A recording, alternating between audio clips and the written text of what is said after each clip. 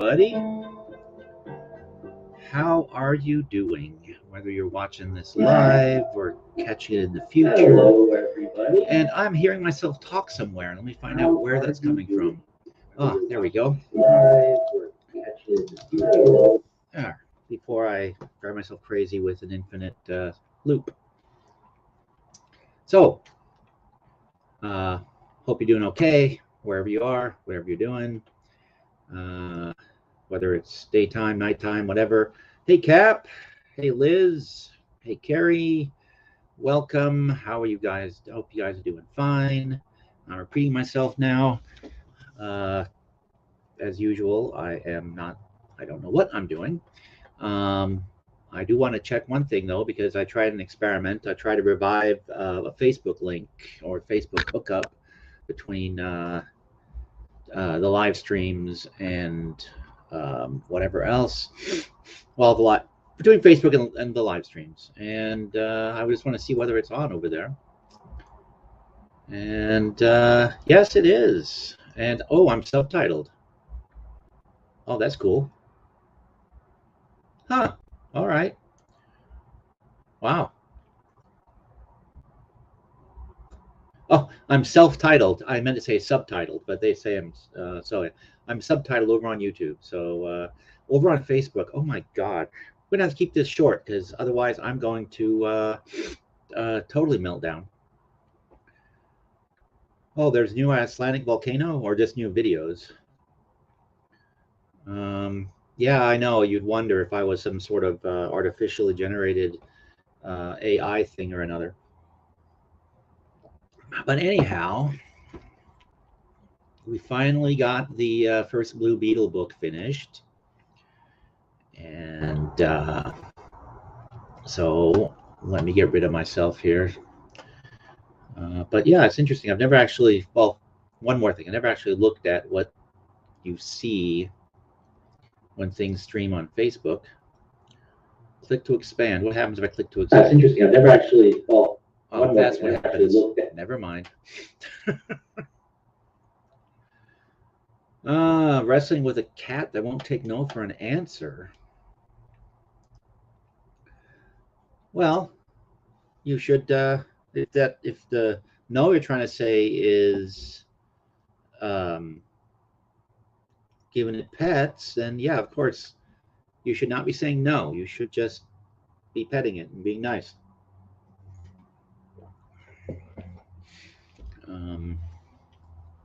Although my psycho girl cat has decided she likes to be petted, but she still gives virtually no warning signs before she has had enough and then turns around and scratches me and then gets back 2 minutes later behaving like she wants to be petted again. So that cat is absolutely insane. But she's much better than she was. So, well, anyhow, as I was saying, we finally got the first Blue Beetle book. Yeah, cuddles and headbutts. What's wrong with that?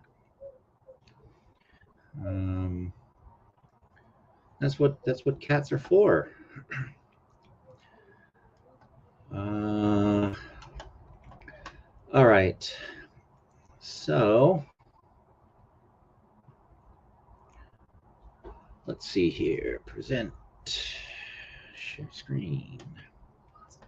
I think I may have talked about this book before, but share. Put me in the corner down there. Why is this not working? There we go. All right. So anyhow, yes. Oh, well, yeah. I guess I could see that. So anyhow, we have plans to put out 3 Blue Beetle books. Although I can see there's an issue with this already. Let me refresh this page. There we go. All right. Let's hope that'll has been fixed. But yeah, 3 Blue Beetle books. First one, we got the Blue Beetle from the late 1930s through late 1940s, I believe, is when the last story that we put in this book was published, and which interestingly is the first, although that might be from the mid 40s. But anyhow, the second Blue Beetle book. This Blue Beetle is a rookie cop who dresses up in a chainmail suit and beats up bad guys. That's what he does.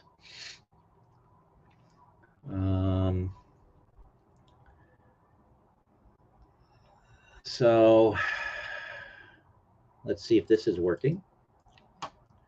No, still not working. Well, damn it.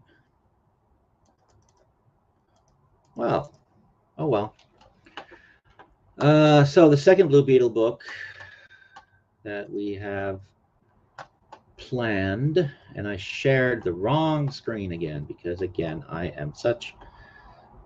You'd think by now I would know this. Well, I'm just babbling right now, Kelly. I'm almost getting to the point, but I realized that I was doing it wrong, so I'm going to fix that.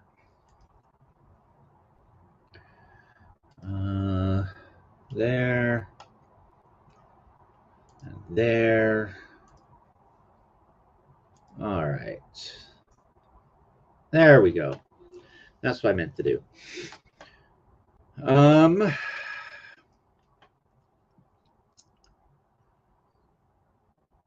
Little butthead would appreciate both your cats. 2-minute pets, and then a hand smack and headbutts for attention. Well, that is my girl cat, definitely.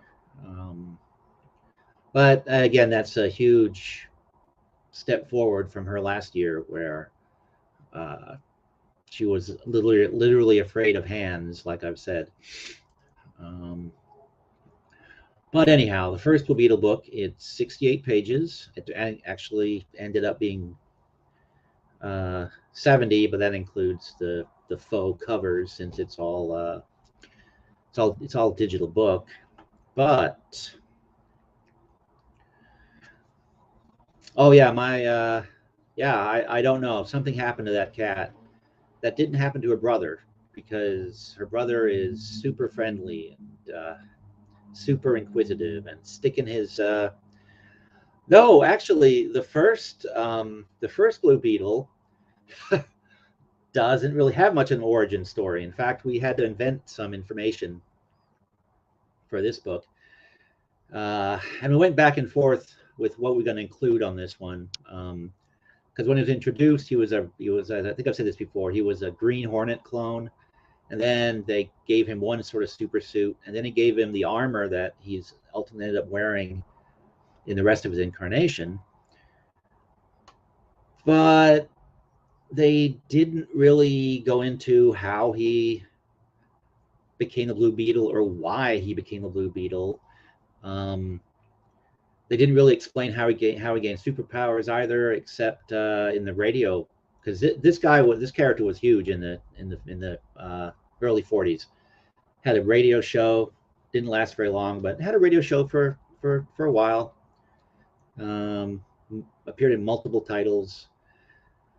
But when they decided to up him, they invented suddenly out of the blue this thing called Vitamin 2X. It came on the radio show initially, and it basically gave him superpowers, super agility, super strength, maybe also some sort of enhanced intellect. It's unclear.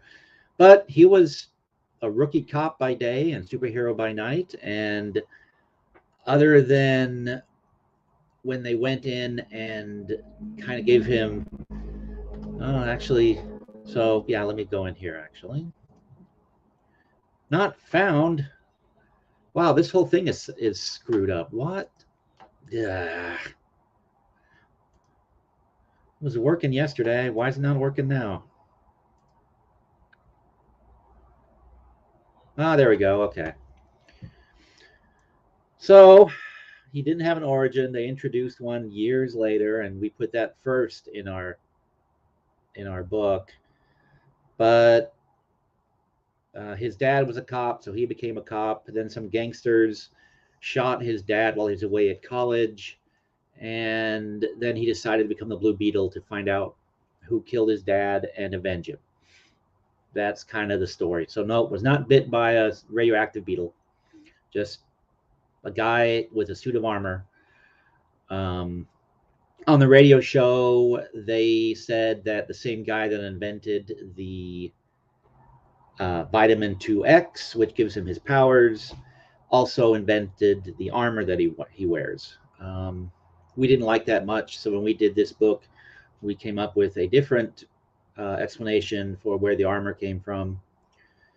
So we could actually, since we put role-playing game material in these books, we wanted to sort of give some flexibility in the armor, some variety, and also some magic. So it's ancient. And we also tied it in with some of our other products very obliquely, and you don't need to know what's really is going on. But it we said it's ancient Atlantean craftsmanship that's been in the family forever, and they didn't know it was magical until this other character came along and prevented it from being stolen. And from that point on, when Dan Garrett, as the Blue Beetle is known, realized it was magical, then he wore it from that point forward.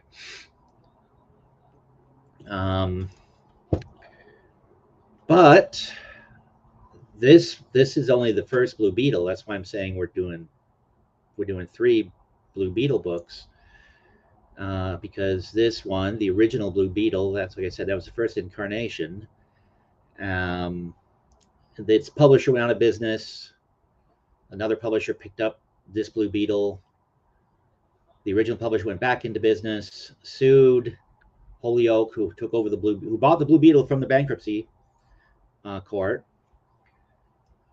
Then Fox, who was publishing this, came back into business, sued Holyoke, got Blue Beetle back, lasted about 5 more years, and then went out of business again. Then Charlton bought Blue Beetle from the next round of bankruptcies for Fox. And this is not Fox as in Fox, the Australian media magnate guy. This is Victor Fox. And I guess the guy isn't named Fox, but it's not Fox the movie studios or Fox the television or Fox News or Fox anything. This is Fox. Fox the publishing company. Fox the, hey, let's pretend there's a thing called there's this Coca-Cola doesn't exist, so we can test our market, our advertising penetration by putting out ads for a product that doesn't exist and see if people ask for it. That Fox is who we're talking about. But Charlton took over the Blue Beetle, and that's actually and they came up with a different backstory for him. And we are in the process of cleaning up the art for that book. And here's the first page of the 1960s version of the Blue Beetle. I can see we still need to clean up the top here. But this guy, an archaeologist named Dan Garrett, finds a little magic tchotchke that was blessed by an Egyptian god. And it gives him, when he says a magic word, he gets the power of flight. He can, gets telescopic vision. I think he's super strong. He basically turns into a little bit something like Superman. So he's got almost built-in powers. Unlike the other Blue Beetle, who got a little boost in his strength by drinking vitamin 2X, this guy has this other guy has a little magic item that he uses. And this second Blue Beetle book that we are putting together, actually, let's see, We're thinking about this for the cover. So he's not used. He does this this guy doesn't wear chainmail. He just has a blue suit, and red gloves, and red goggles. So we need to recolor these goggles a bit. I can see, but the first one we ended up with it being 70 pages long, 4 comic book stories, 4 little short stories, all originally published in the early 40s, and then some role-playing game material. We were shooting for this one to be around the same length, 68, 64, 68 pages, somewhere in there. And so we picked what we thought were the best of the. I think they only did like maybe a dozen stories. Maybe only 8. I think it was 8 actually, and we thought we'd pick the best. I want to say 4. And then we realized, oh, they actually had continuity in this one, sort of half-assed continuity, but continuity still. So we had to add a story that we were not going to originally put in, add that in. Then we had to add something else, and eventually this one is going to end up clocking in at about 100 pages. So the second incarnation of the Blue Beetle will be a nice, big, thick, fat book. 14 and 70-pound dogs. Oh my gosh, those are big. I'll stay with my tiny cats. Thank you very much.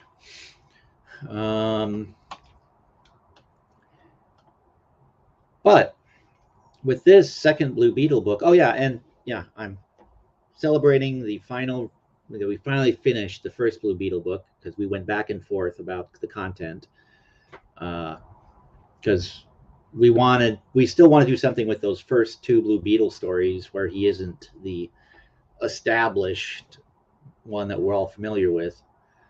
Oh, you're going off to bed, Kelly? Okay. Well, thank you for coming by. I appreciate it.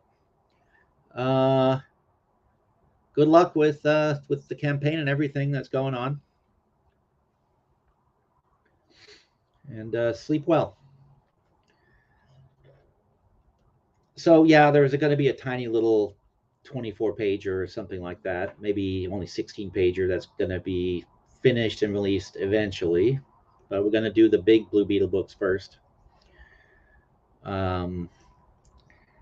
But since the second Blue Beetle book is has him powered by this divine object, when we're thinking about the role-playing game content, why not have superheroes that, I mean, there's other superheroes that gain their powers from gods, like Shazam, for example, or the original Captain Marvel. He had actually a whole bunch of them. And of course, there's Wonder Woman, and there's also Thor, not the Thor from Marvel, but the Thor from the Golden Age, who I think picked up the hammer, just like the Thor from the comics, but he doesn't like manifest Thor as there's no Don whatever. I forget what the character's name was, Don something, that turns into Thor. Thor just gets the powers. No, the 2 blues are different. Blue Beetle, the first Blue Beetle, like I said, was actually, they're both named Dan Garrett, ultimately, amusingly enough. One Garrett has 2 T's at the end, the other one only has 1 T. But Dan Garrett, the original, was a rookie cop that was a master athlete and also super smart. The second Blue Beetle, this next Dan Garrett, he was an archaeologist and a college professor, and that's what we're sticking with in this. Oh no, the artwork, yeah, yes, the suits are different. The first Blue Beetle wore a chainmail outfit, and the second Blue Beetle just wears superhero spandex.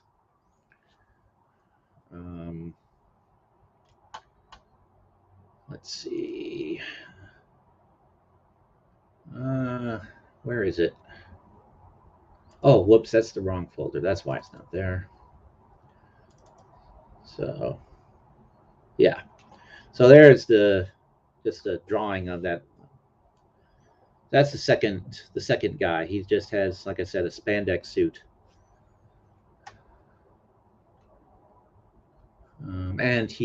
But it materializes when he says the magic word along with his powers.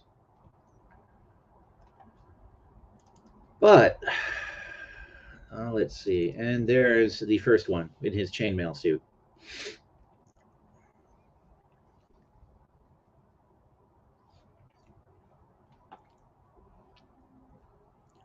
So yeah, different guys, different suits, completely different backgrounds.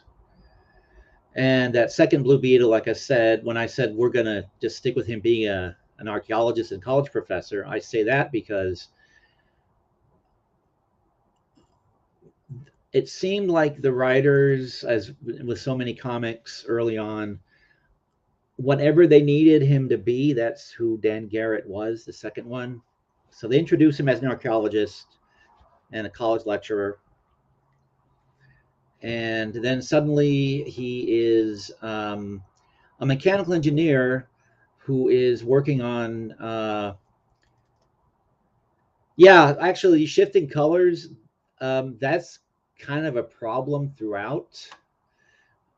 These yellow gloves that this guy's wearing, they go from yellow to red and back to yellow.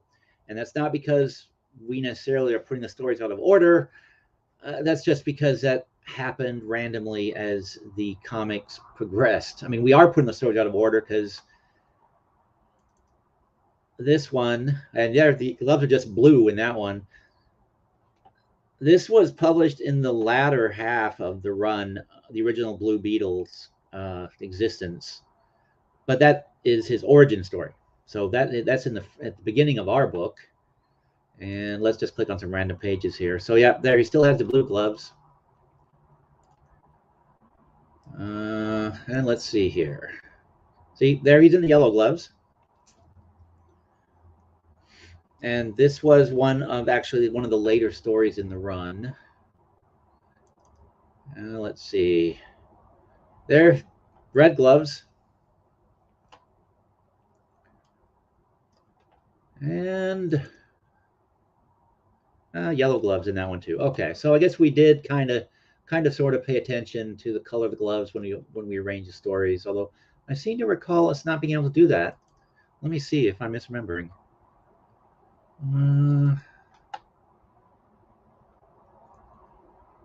Oh, yellow gloves. Okay. So yeah, it goes from yellow gloves to red gloves back to yellow gloves. And actually that is the order, that is the correct order of the stories actually that they appeared in. Yeah, there's the red gloves. Yeah. So yellow, red, yellow. Oh, blue, red, yellow. Anyhow.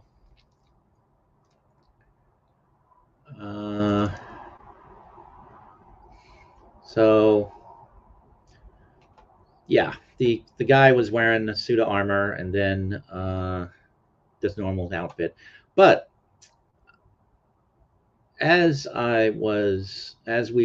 myself and Ms. Hundal were talking about what to do in the new Beetle book.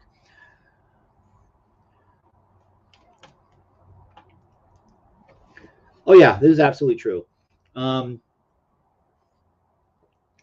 And nobody really, I mean, and from magazine to magazine, they didn't necessarily care about continuity either, because as we were wrapping up the first book, we actually found a Blue Beetle story that we didn't even know existed. And I didn't want to delay it anymore, so I said, you know what? If we're going to use that one, we're going to put it in Blue Beetle Meets the Love Bug. If and when that one gets done, because I'll here. Let's just see if we can find if I can find one, and I'll show what I'm talking about.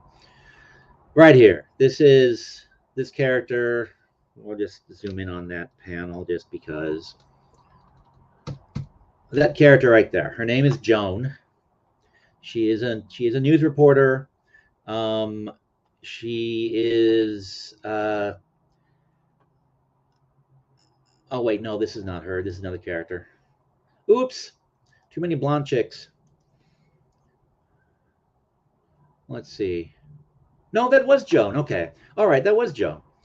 There's another character. I guess that was off stage, or they just make them look exactly alike. Yeah, they've colored them. So they put the dresses the same. They put the hair color the same, but Joan Mason is a sort of a what blonde brunette. I'm not sure. Again, I'm bad with colors. I think she's blonde. Throughout the run of the Blue Beetle, everywhere she's blonde. Then we find this one story and tucked away in the back of the first Holyoke issue of Phantom Lady, or maybe the first Fox. I forget the order, but we found this Blue Beetle story, and suddenly Joan Mason's hair is black. Okay, easy enough. We're gonna stick it in Blue Beetle Meets a Love Bug and just switch the character to be Bessie Love rather than Joan Mason, because Joan Mason is behaving way out of character in that story anyway.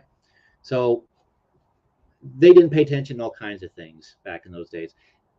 Even main characters. We were going to do a Mr. E collection. We did the first 4 stories because as of the 5th story, suddenly Mr. E goes from being a blonde guy to having black hair. The artist changes, so the hair color changed. So if we do a second Mr. E book, we're going to come up with an origin for Mr. E too. The second Mr. E. And no, Joan does not really have an arc. She gets her own.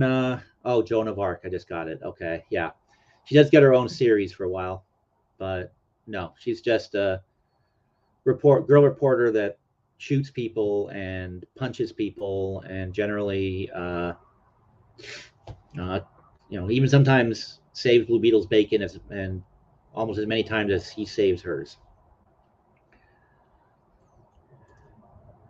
And yeah, that's certainly also possible. But the Blue Beetle, the second Blue Beetle, his origin is tied to gods. So one thing we're thinking about doing is for the game content, or some of it at least, in the second Blue Beetle product, is lots of gods. Lists of this god. If you get his magic art of his magic tchotchke, and if you like that, Kara, you'll love the science sleuths. I forget her name now. Girlfriend's name is Daisy. The other girl is the main character. I get blank on her name. Again, they kick the living hell out of anyone that gets in their way. No shrinking violets, those two. And they sometimes they even tote around guns and shoot people. So not ladylike, but very, very fun characters to read about. So was Joan, actually.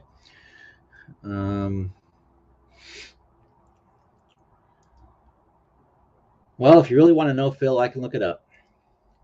But what we can also do, if somebody wants to suggest things to help the creative process along and give me ideas I can steal,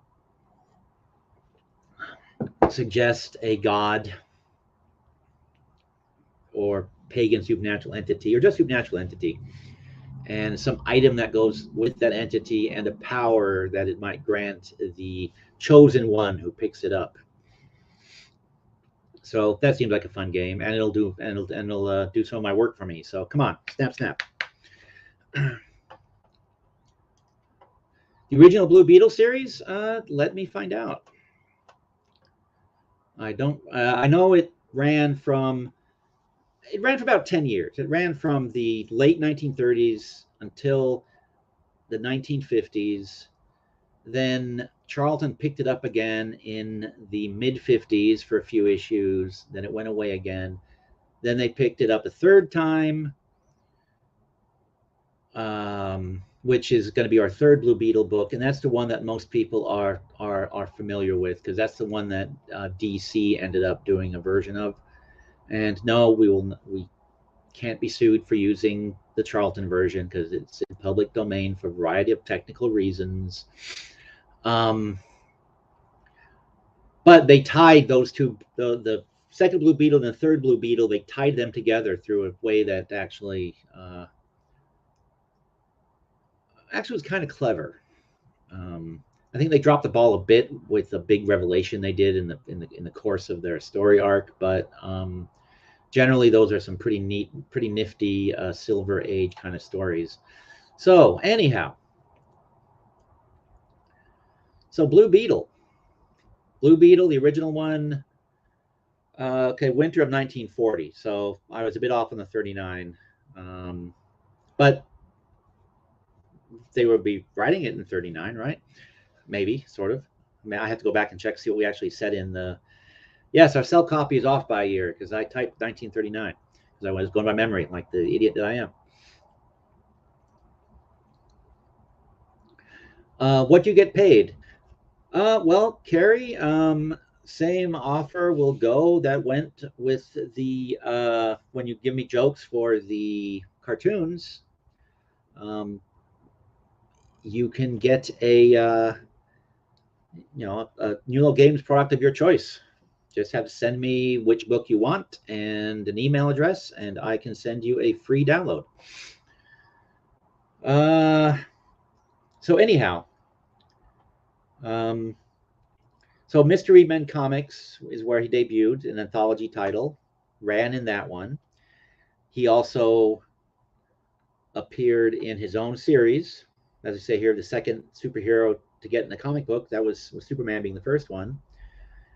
And this being Wikipedia, they leave out the big three, which the Blue Beetle also was a featured character in. The big three was called that. It lasted 4 issues, but it was called that because it had stories featuring Fox's big three superheroes in it. Blue Beetle, Green something or other, and I forget what the third one is right now, but I noticed that it's not anywhere. That it's not any. What, am I misremembering? Damn it! I'm going to embarrass myself here, aren't I? Sitting here behaving like I know what I'm talking about. Big three. Let's see. Big three. Am I right? Yes, it was from Fox, and it did indeed feature.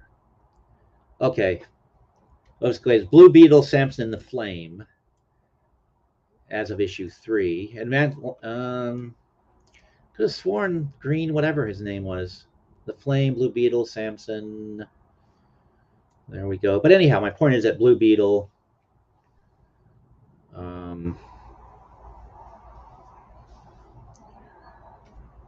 Anubis to weigh the outcome in your favor. Yep, that's the guy that used the feather to weigh the soul, Carrie. That was Anubis.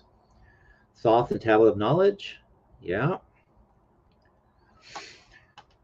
All right, I distracted myself there because of Wikipedia leaving out the big three, a very important, saying that, here's where Blue Beetle appeared, and they leave out one of the series that he appeared in.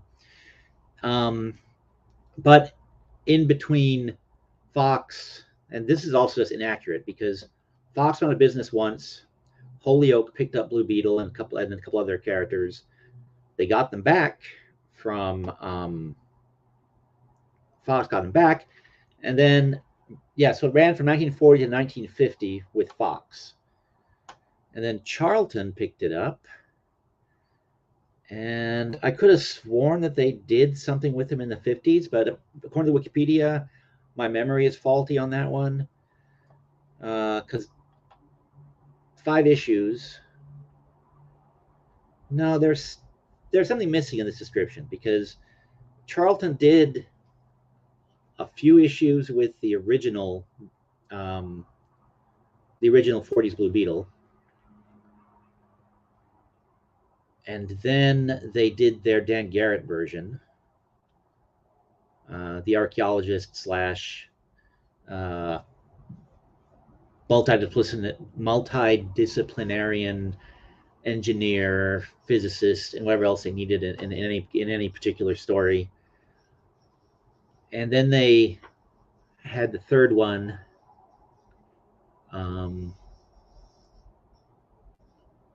which is the one that ended up being with DC. So Blue Beetle has been around for a very long time. But Liz, yes. So, yeah, he spanned just after women's rights and through World War II. And in fact, the latter half of the Blue Beetle's run, he was off fighting in World War II, like all the other superheroes. And yeah, the changing colors could be from color availability. Could yeah, there's all kinds of things. You want to be charitable and not assume that it's just him being sloppy.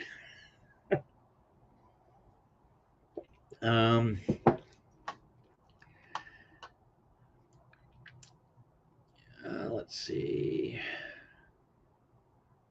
Oh, they also include, of course, the DC comics in here, which we can't and won't and will not ever acknowledge, because then we'll get sued. So what's his name? Reyes? No. The NUELOW Games Blue Beetle will end with that final panel of Blue Beetle and his girlfriend standing there looking over the ocean and wondering what their next adventures will be. Turned out there weren't any, but yeah. Well, at least not until DC picked them up. And then I don't think the lab assistant / girlfriend was there. Toth and a tablet of knowledge. Yep.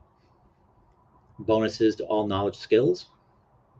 Good for science, or maybe permanent increase to your brain power or something like that, as long as you have the magic item.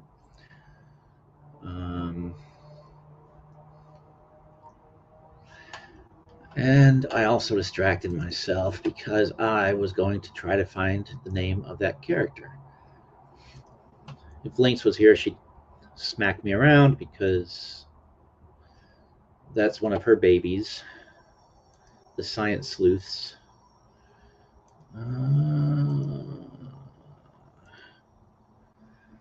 Oh no, they've dropped off the bestsellers. That's too bad. Because they're fun comics.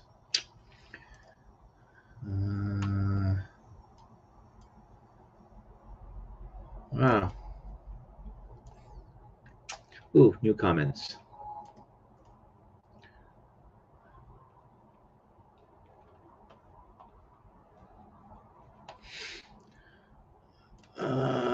Let's see.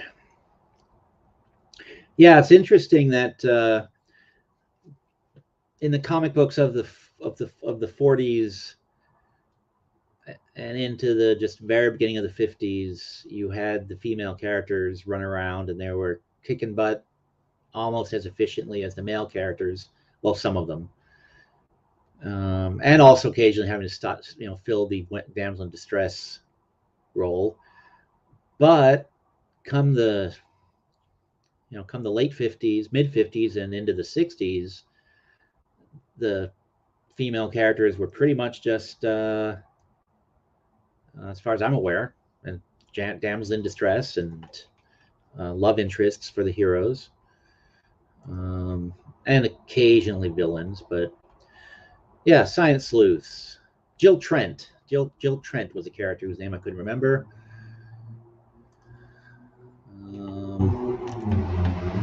And that's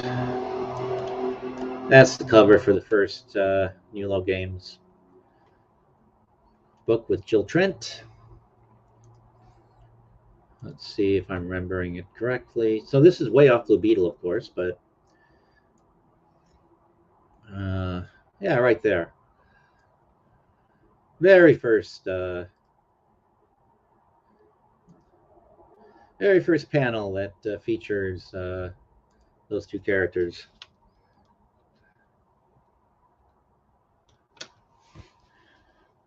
Jill is smacking a guy with a fist, and there's Daisy in the background shooting at this fellow who is basically bulletproof, and they got to come up with a way to beat him ultimately. And that's it's comic book science all around. I mean, basically the guy's using Jill's invention. This bulletproof guy here, he stole her bulletproof fabric, and so she's got to invent a countermeasure for her own invention. And you can tell the time frame this is from. So they're working in their lab, and Daisy can't understand why. Because in the setup, Jill is the smart one and the intellectual one. Daisy is basically the muscle.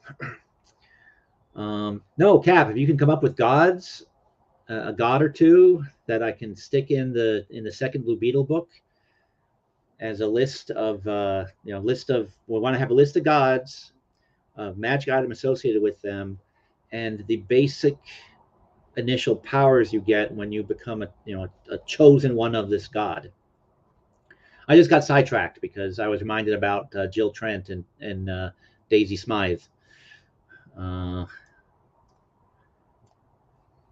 thought of these characters in years. We need to get the seventh. We need to get the last one of these done. I need to get off my big ass. And we doing new titles? I guess maybe to understand the question.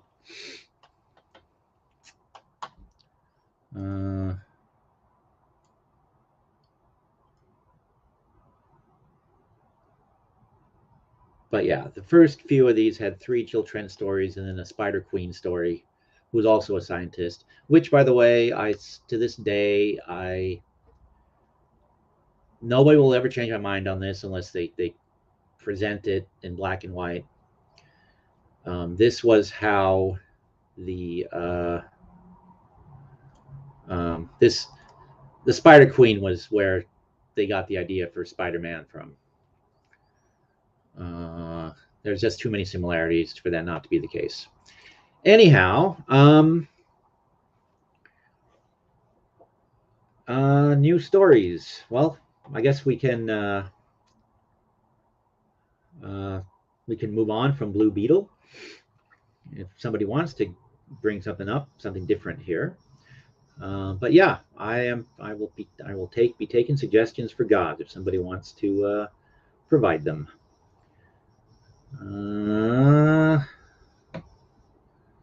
Let me move that there.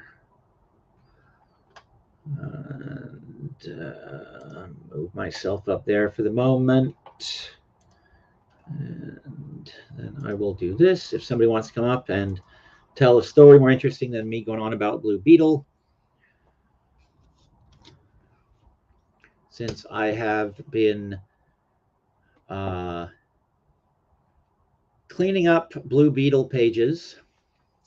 Oh, I could do that. I can show you before and after of Blue Beetle pages that are in progress of being prettied up for publication. I guess that's something to show. Why not?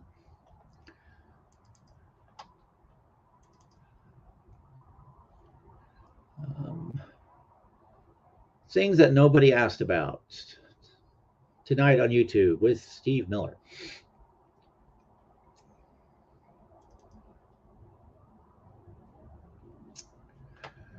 All right.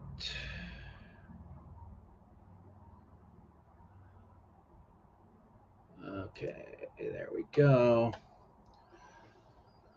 So there's one of the pages that we're done working on that'll be in the second book.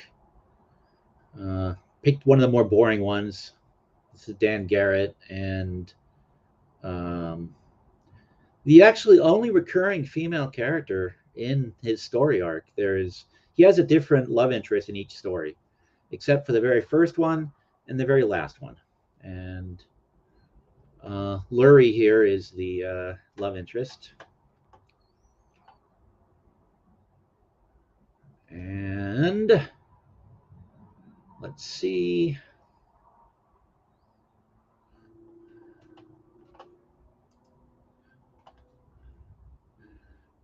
Again, sign of the times. An atomic bomb gets dropped on top of them, and this mummy, and the radioactive makes the mummy grow to giant size. The radioactivity makes the mummy grow to giant size, but doesn't hurt our hero and heroine.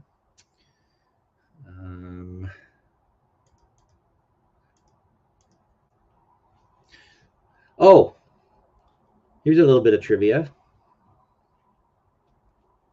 Yes, Liz, it kind of is very Bond. Well, especially the way that he can do whatever he needs to do for what the story calls for. But here, in this first story, this is one of those things where we ended up rewriting things a bit. This guy right here, General Amenhotep. Yeah, first I thought I was reading a typo, but no. He's a villain. He's the villain of the story, basically. He's going to command the mummy. And so they meet him early on. Dan almost gets beat up, but they escape. Then they meet him again in the desert. So here's Amenhotep. The mummy zaps our hero with radioactive eyes or something. The general is about to grab the magic item here off of Blue Beetle's belt. Then a new chapter starts. Oh, this is the edited page. Oh, damn. Okay. All right. Then we have the general here fantasizing about, the mummy will go and destroy the cities of the world on my behalf. And then originally this page was a couple of panels of Blue Beetle's girlfriend rushing to his rescue, who, by the way, is also a doctor and archaeologist, so she's an educated woman. But so here she arrives. Again, the previous page, the general was there with the mummy, was dreaming about world conquest. She arrives on scene. The giant mummy is lurking. She wakes up Blue Beetle. Found this. She had the scarab was somewhere laying on the ground or something. Oh, there they are fighting the mummy. The general just totally disappears. He completely drops out of the story. So, and there's no explanation in the comic as it was printed.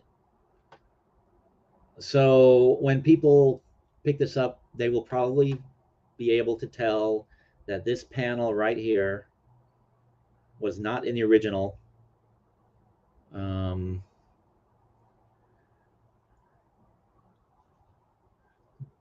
But something that the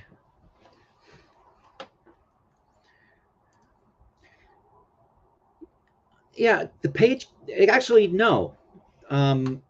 Because interestingly, these stories that were put in the first issue of the Blue Beetle were originally designed to be little standalone 8-pagers. So they had 3 of them, adding up to 24 pages, each labeled 1 through 8, or 1 through 8, I believe.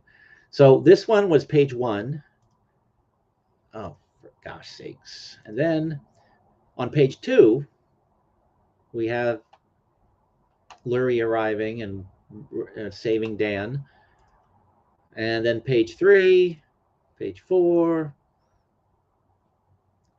So perhaps they dropped a page. Maybe because this was under the comic code in the early 60s. Maybe they Cap, that panel with the mummy crushing the general, that's a panel that we've added. This was created from bits and pieces, since I'm not much of an artist, and so wrote a couple of captions, wrote some dialogue, put some lettering on there, and so that's the end of the general. We explain that he's dreaming about destroying the world. The mummy wants to build empires, not just random destruction, and he doesn't want the general to besmirch the main name. So, but as I'm thinking, maybe Liz, that what could have happened, that this probably was actually something along what the general being killed by the mummy for some reason might have been what they originally had in mind, but the Comics Code Authority nixed it for whatever reason, and Charlton, instead of redoing the page, just cut it. And this could even have been this way on the original, in the original one, along some, because there were two panels here of the girl driving across the desert that seemed strangely repetitive, like almost like someone had dropped in a filler or something. I don't know. I have absolutely no idea. And unlike the third incarnation of Blue Beetle, there's not a whole lot of stuff out there that about what the hows and whys of this. So I don't know. They could have cut a page, because let's see. So the final chapter is 1, 2, 3, 4, 5 pages. The other chapters, oh, they're all 5 pages actually, apparently, except for the first one, which ran 10. So I don't know. So I'm back to, maybe they didn't cut a page. Maybe, I mean, the character isn't even really referred to, that evil general.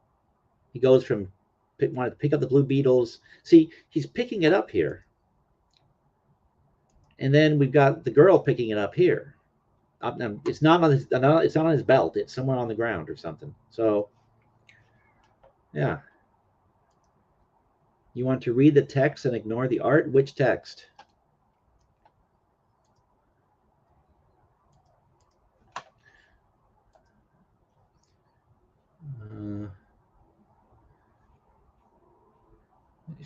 If you want to read this, my brilliant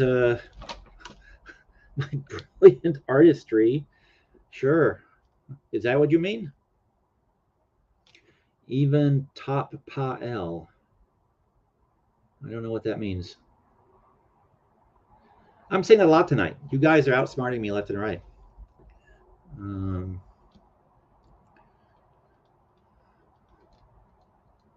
But yeah, if you want to,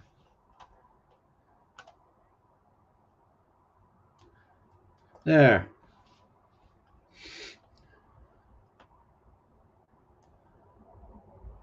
But yeah, I couldn't quite match the font, and ultimately I just said, you know, I'm not going to be able to hide it completely anyway, and so who cares? So there's there's that brilliant panel that got added in.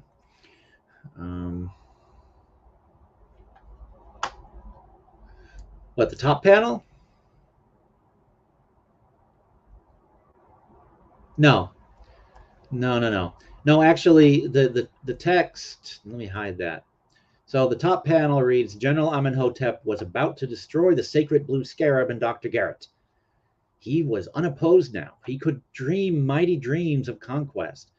In his mind's eye, the cruel general envisioned the giant mummy's role in the conquest of all mankind. The reincarnation of the evil pharaoh could smash great cities. So there he wants the mummy to smash great cities. And then, because I had to try to fit it into one panel without having, because I didn't want to have to reorganize the whole damn thing. But the general's fantasy ends abruptly. The mummy's mystically fueled senses knows Amenhotep for what he is. The ancient champion of an evil empire sees clearly that the general is an egomaniac with no vision or goal beyond proving that he can destroy anything he wishes. Ka-F-Ra cannot allow this embarrassment to tarnish the memory of a grand lineage, so he ends it. So that is the end of the general. He's earlier in the story too, where he's picking on a waiter at a restaurant, and then he ends up in an argument with Garrett, and then with the hero. He picked it up, had the vision of the mummy, and then had it asked away to Egyptian mummy sickness. Neverland just got it. I am still totally lost. Yes, it looks like a mummy is looking at it, hand crushing it or something. No, the mummy just kills the guy. Because again, on the next page, the girl is picking it up.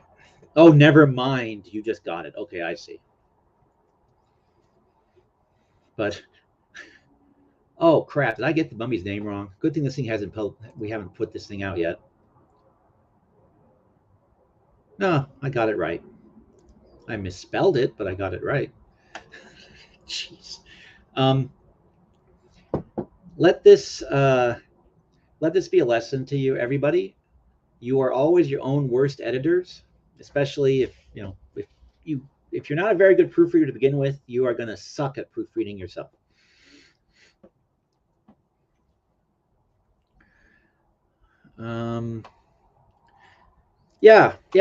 Phil, that was the kind of the most sort of compact and succinct explanation I could come up with, because when I realized that he just drops out of the story with no explanation, it really bugged me. And I mean, most of these Blue Beetle Mark II stories, not most of them, but a lot of them have weird little glitches like that where, wait a minute, did they just forget what happened on page 3? What? It's but that one bothered me to the point where it was ruining the story for me. And we couldn't not put this one in the book because this is the beginning of Blue Beetle Mark II. So I had to do something. And it was making up a panel.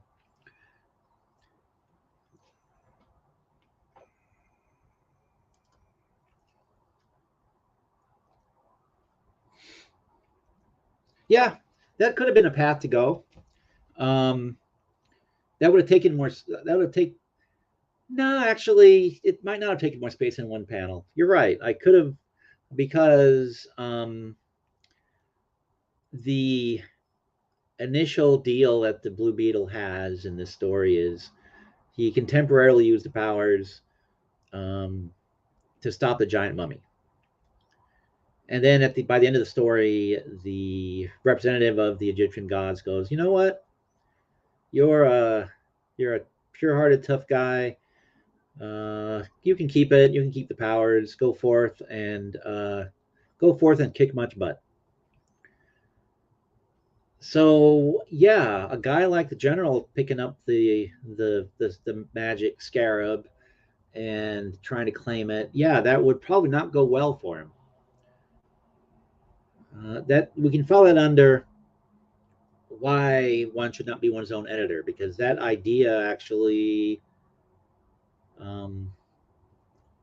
is a little more fitting with the overall tenor of the story, and that actually didn't occur to me because in my mind I sort of had the mummy basically squishing the general. That was the idea that I came up with from the get-go. And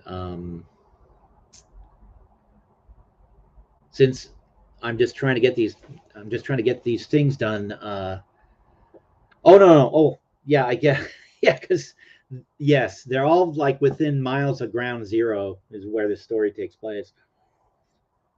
Of them having dropped a hydrogen bomb or some such thing. 60s. In the 50s and 60s, people didn't get hurt by radiation. That only came on later. It's about the time when they figured out. Oh yes, when they started the story that the Earth is round. That's when they started making us all believe that radiation is harmful. Those two things are related. Yes, yes, they are.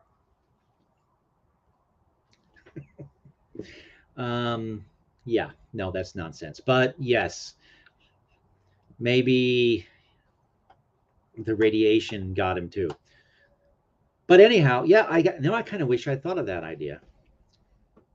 I'm not going to steal that one, Liz, because I gotta keep this book moving forward.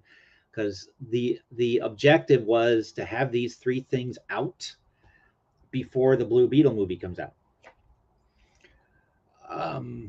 But given the way that the DC movies seem to be bombing left and right. I mean, if I understand correctly, the Flash movie was an absolute box office disaster. The two people I know that saw it said they enjoyed it, but they had some problems with the story as well.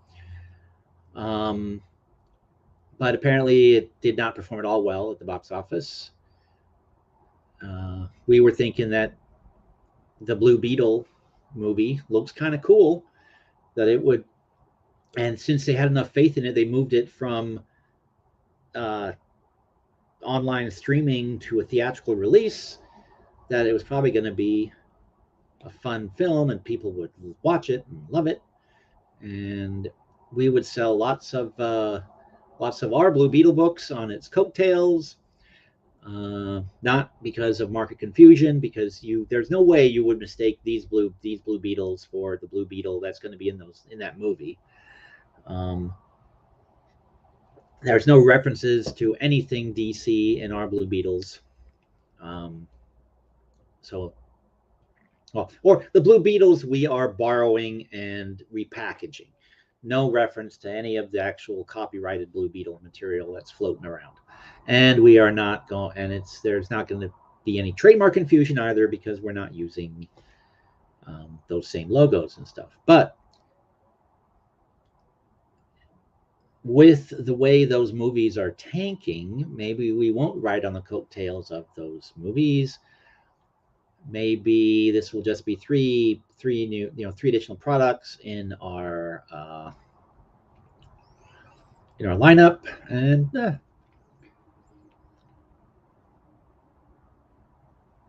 well, yeah, the third one, like, I guess it was going to happen no matter whether we went all the way back to the first two Blue Beetles, just because I'm a fan of Steve Ditko. Lynx is a fan of Steve Ditko. We've been gathering up material for many Steve Ditko anthologies over the years, but the last few years, just life has been getting in the way from producing NUELOW Games books. Yes, Cap, that is undoubtedly what will happen, because we sell dozens and dozens of copies, dozens, I tell you, and that will have an impact on the big blockbuster movie, no question about it.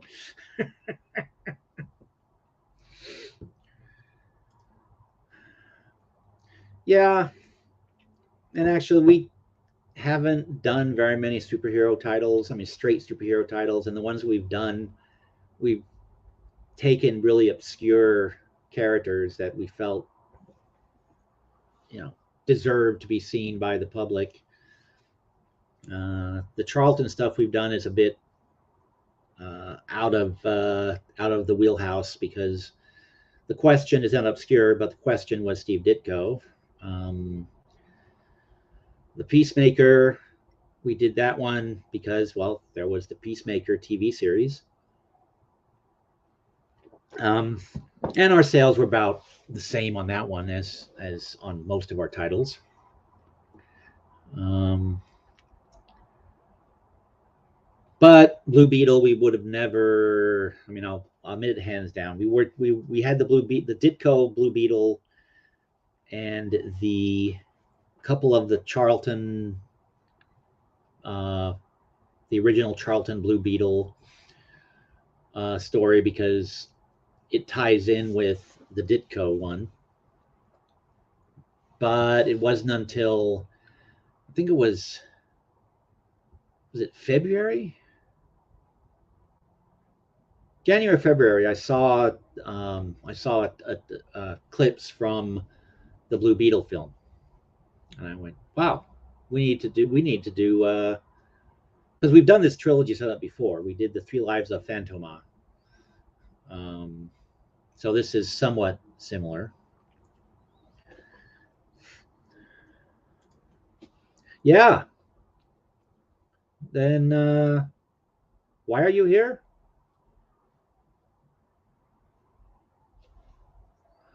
I hope you're not being held hostage, because that would really suck.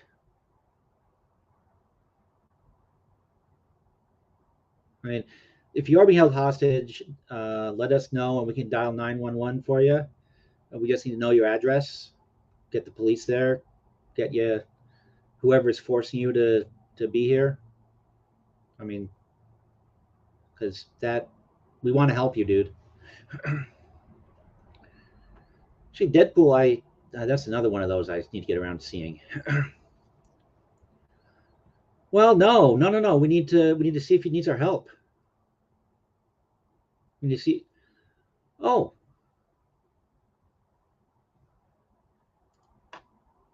oh. Well, you don't necessarily need to comment to listen and fall asleep. So what brought that on?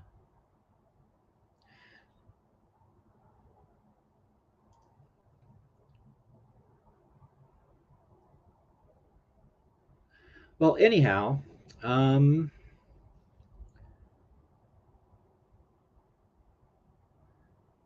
actually, I need to get around to seeing some of those Deadpool films. Uh, Again, too much old stuff that I'm digging through. Hey, Liz, welcome. Hello, Steve. How are you? Oh, I'm doing okay. What did I just miss here?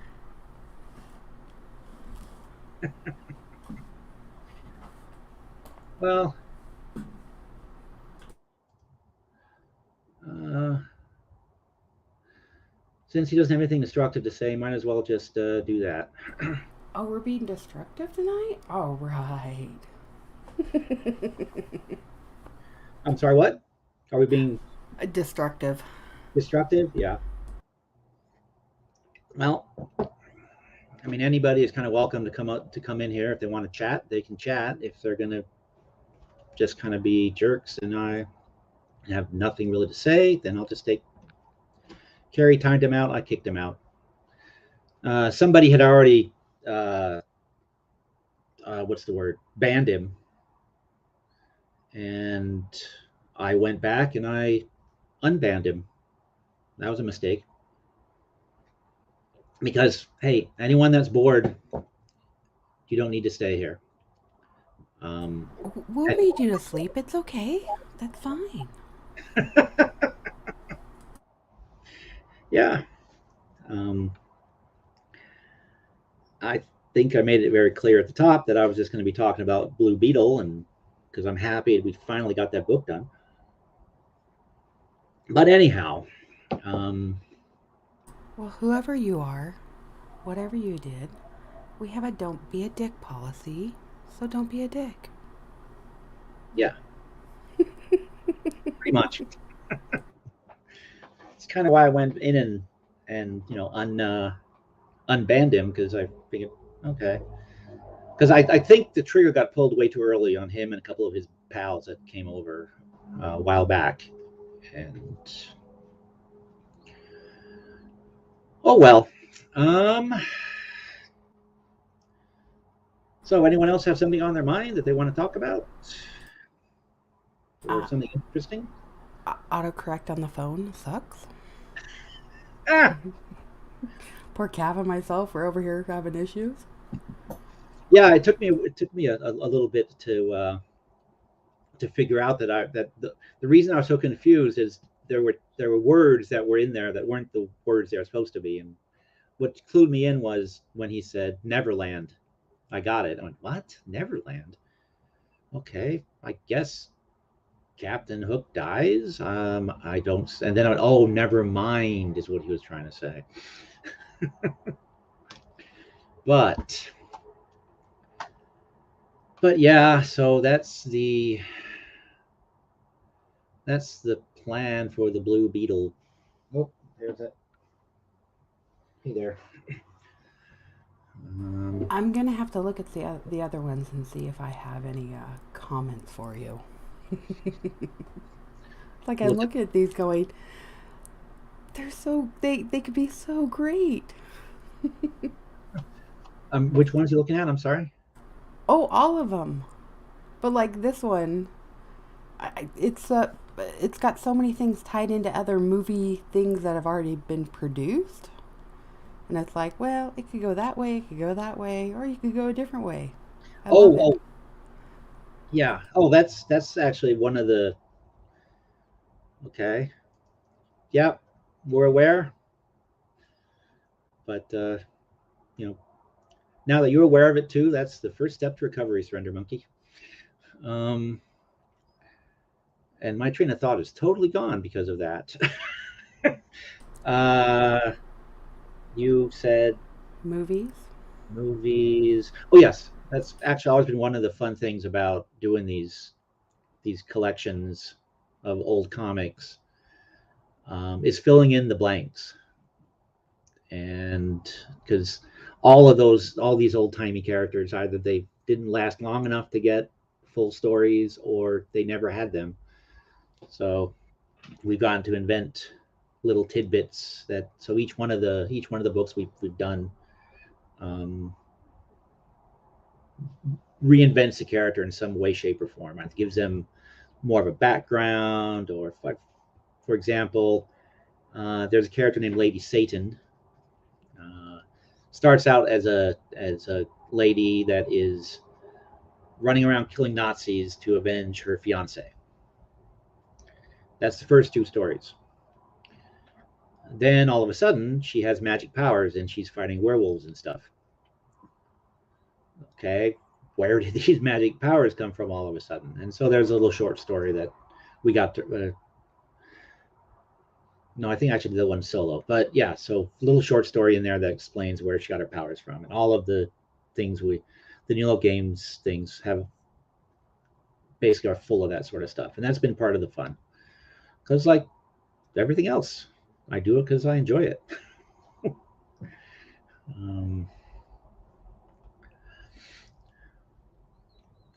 Yeah, that's that's what I think. That's what Lynx thinks. And we, I mean, especially a character like I mentioned Phantoma and the 3 Lives of Phantoma. I don't know if I've mentioned her on the live stream before, but that was a character started out super powerful, godlike being. And as the stories progressed, got less and less and less powerful.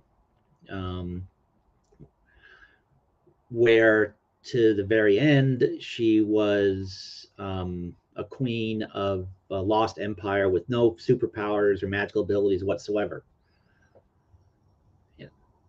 Which, of course, is the exact opposite of what most comic book characters go through. They get, there's always the power creep.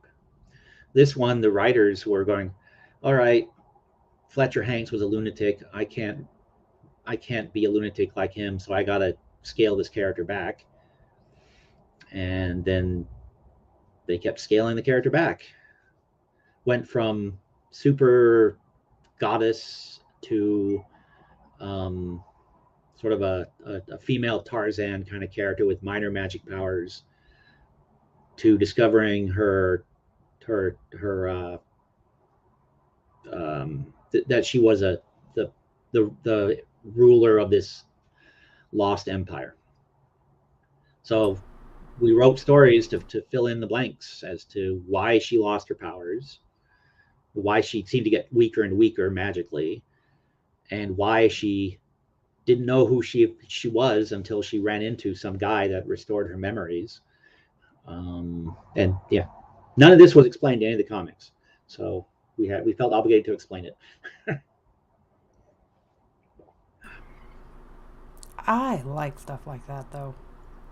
It's a puzzle. Let's put it back together. Yep. And then when you put it back in the box, make sure there's one piece missing. Oh yeah. Well, that's something else that it's absolutely correct. Since we are, again, each one of these has a role-playing game material in it. We also have sort of adventure hooks and things if people want to use to take inspiration from the comics. Although we don't necessarily say that outright, but that's one of the ideas. And actually, I had a thing that popped into my head that would have come off perfectly from what you just said, and it was in my head and it was gone just as quickly. Isn't a shoveler a type of duck? Let's see. And Cap says, I could swear they had a character like Blue Beetle in some movie, the one with underrated superheroes. Well, the Blue Raja, that was just similarity in name. I don't even know what the Blue Raja did, other than wear a turban.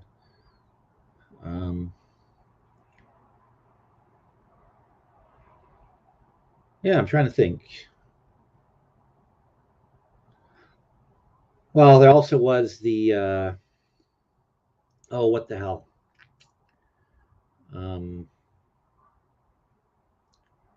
Oh my God, I know I've got them here somewhere. The Tick. The Tick is a guy that wears a blue costume. He had a TV series for a while. Actually, two of them, I think. Well, let's see. You guys gave me some ideas to steal, which is much appreciated.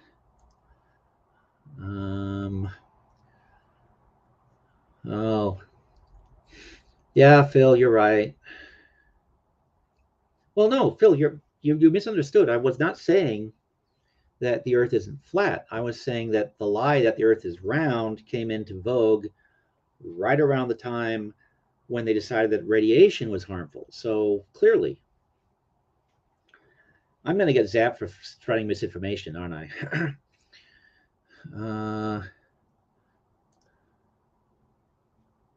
Okay. Yeah, see, it's been so long since I've seen that film. But that's cute.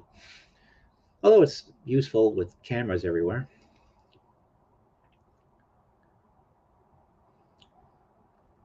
Yeah, William H. Macy was the shoveler, Phil. That is correct. And I have to remind myself that that is a different Viz than the one that pops into my head when that gets mentioned. Although I'm pretty sure there is a Japanese comic out there with a person with super farts.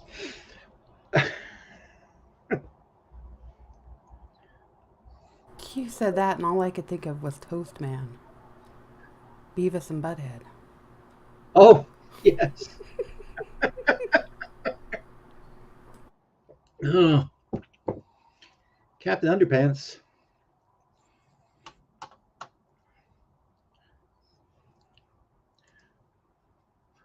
There's actually why am I thinking there actually is a Captain Underpants? Is there actually a Captain Underpants? I believe there was, yeah. Huh? Right there? Novel series. First epic movie. Well, let's first see. Oh, there's a whole bunch of Captain Underpants stuff. What was Captain Underpants banned for? For not wearing pants, I would imagine. Most banned book in America. Offensive language, partial nudity, violence, misbehavior, and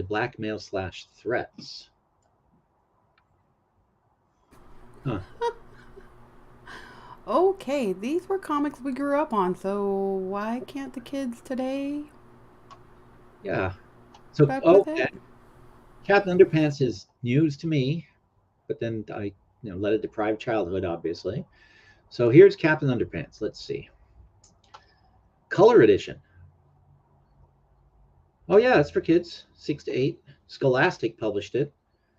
Scholastic is now bannable. What? What the hell? Come on, open up. We had Garbage Pail Kids. Come on. We Yeah, could handle these things. yeah, you would think so. Let's see. Is Captain Underpants appropriate for a 7-year-old? There are some scenes and characters in this movie that might scare young children, so it isn't recommended for children under 5.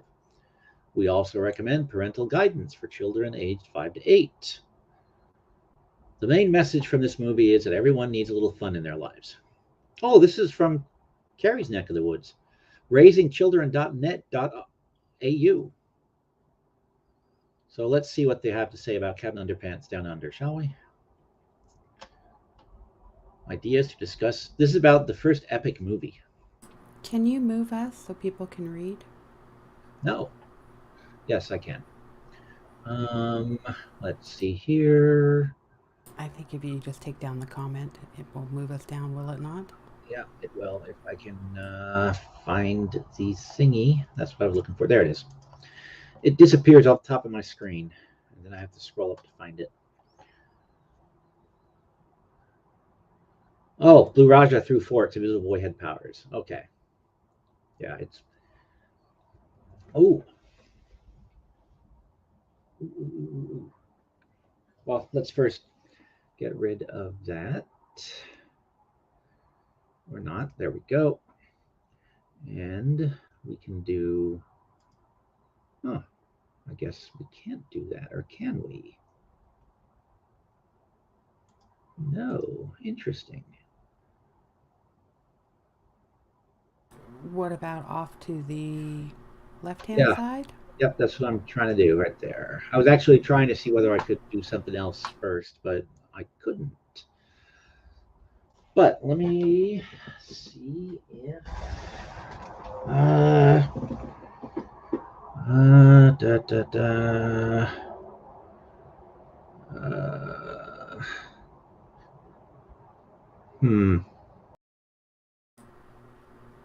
Nope, you threw yourself backstage. But where you're at now is better. Not you, the screen. And we are teching.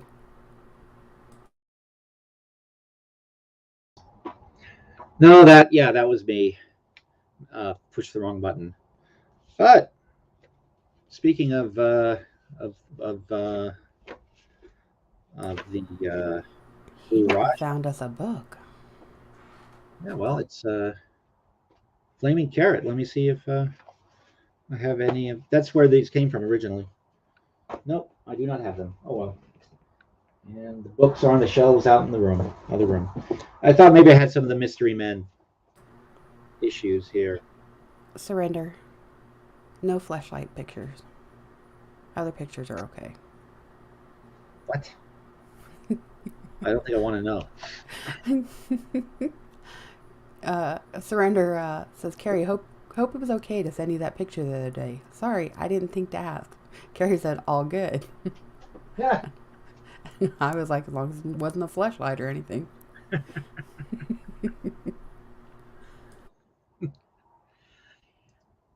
I know, it's so out of character.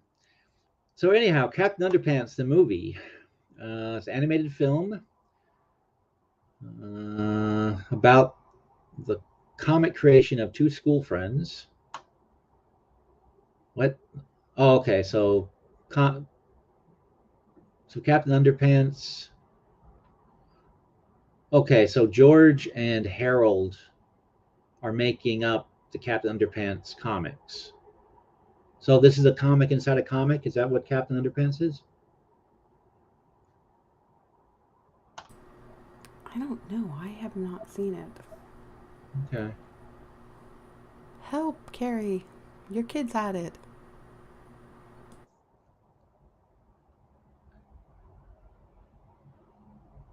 Okay, so here we go. Oh, lots of violence in Captain Underpants. For example, George and Harold's pranks include making things explode, scaring other students with the tiger. Melvin, Jordan Peele, is a clever but humorless boy. He invents a self-cleaning toilet, which he displays in front of the school. George and Harold reset the toilet. He starts shooting toilet rolls into the audience, then shoots Melvin into the air.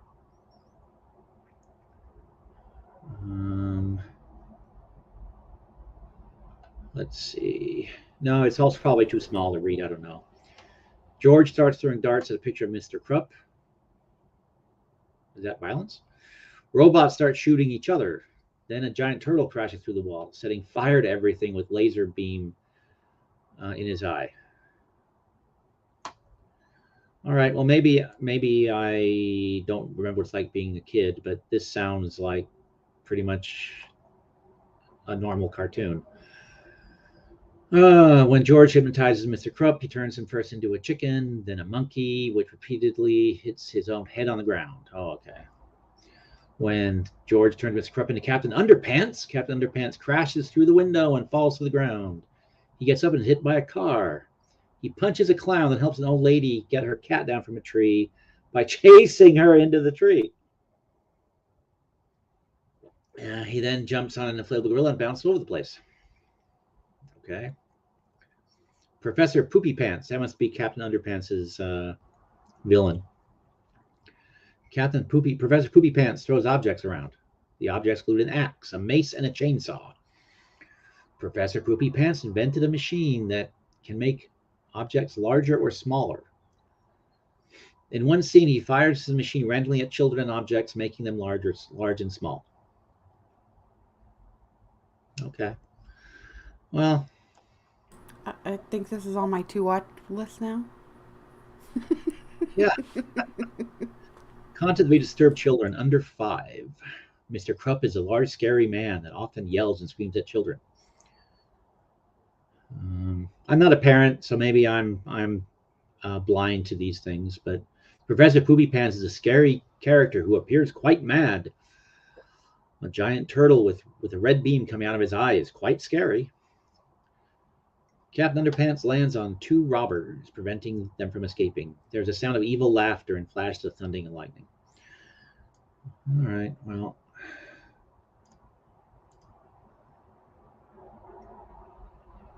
Kids can take it.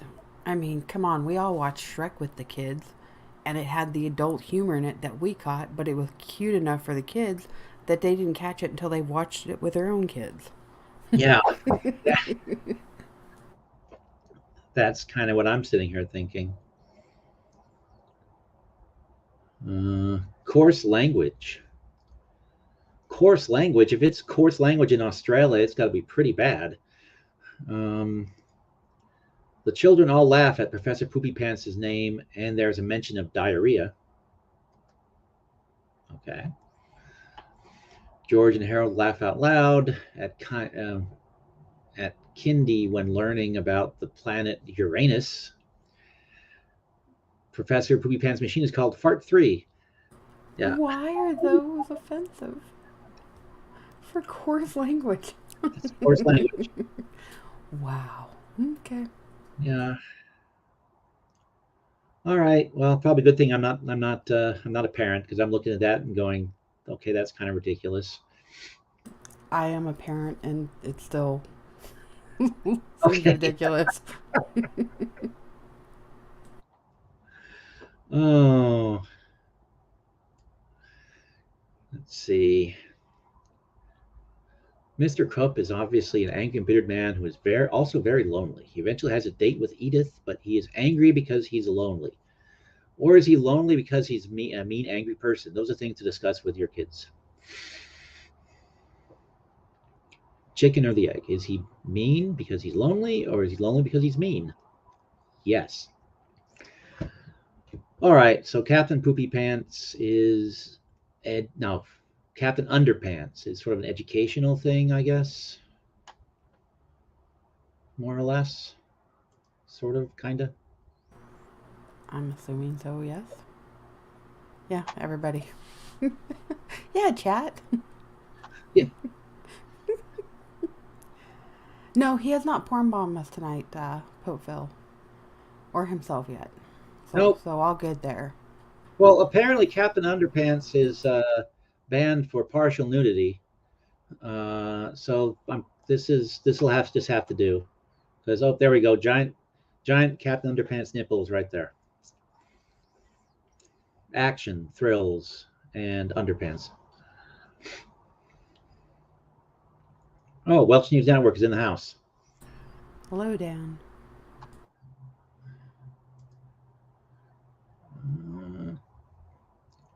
Captain Underpants and the Perilous Plot of Professor Poopy Pants. The fourth epic novel by Dav Pilkey. Okay, well, this is really this is my first encounter with any of this stuff. I am now edumacated. Well, let's see if Dan has something to tell us. Because now I'm just kind of, I did my plugs, and I gave you guys the opportunity to give me ideas to steal.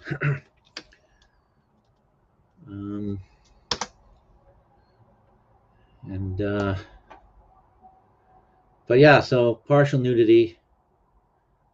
I mean, this is ridiculous, right? I think it is. If it weren't for tidy whities, it would be a swimsuit.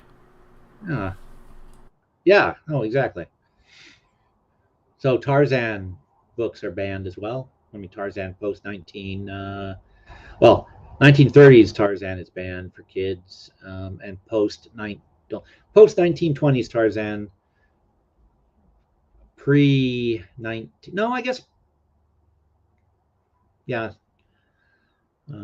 Now this is truly being boring, but now I'm trying to remember where it was where Tarzan actually wore skins that covered him up, and I think that was just in the very first couple of movies way back in the 20s. So I guess Tarzan is now partial nudity and has to be banned.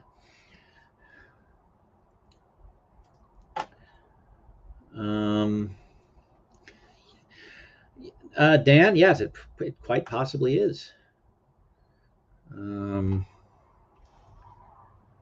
Or this Dave Pilkey fellow is about to be sued for. Well, Captain Underpants, he doesn't have the buckwheat hair, so. But maybe when. Yeah, Delete Laws says some magic word, he turns into Captain Underpants, maybe. Yeah, now I'm inventing an origin story for Captain Underpants. Good for me. Was there a comic book character called Billy Bollock Chops? You know what? Let's find out. Wow, now I'm going to be porn bombing myself. I'll keep muting up, but I'm looking at the 50 band list for kids. Billy If Big anything.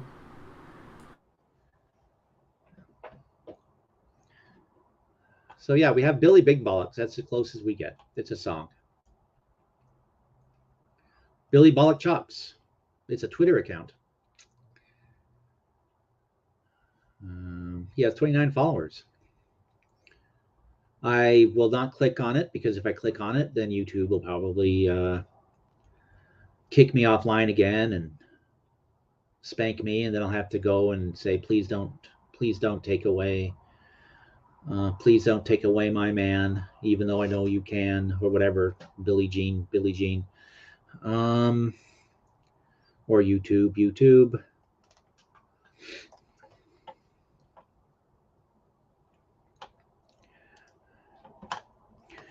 Yeah. So yeah, I won't go to Twitter because who knows what YouTube might do to me if I do.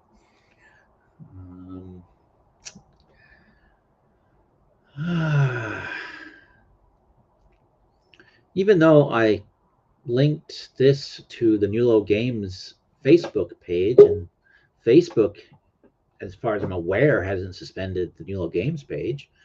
So I don't know what YouTube's major malfunction is, but there certainly is one. Hey, Dan, how are you doing? No, I'm doing all right. How are you doing? I'm doing okay. You missed an appearance by your biggest fan. Oh. Yes, I saw his insults to you were as effective as always. Yeah.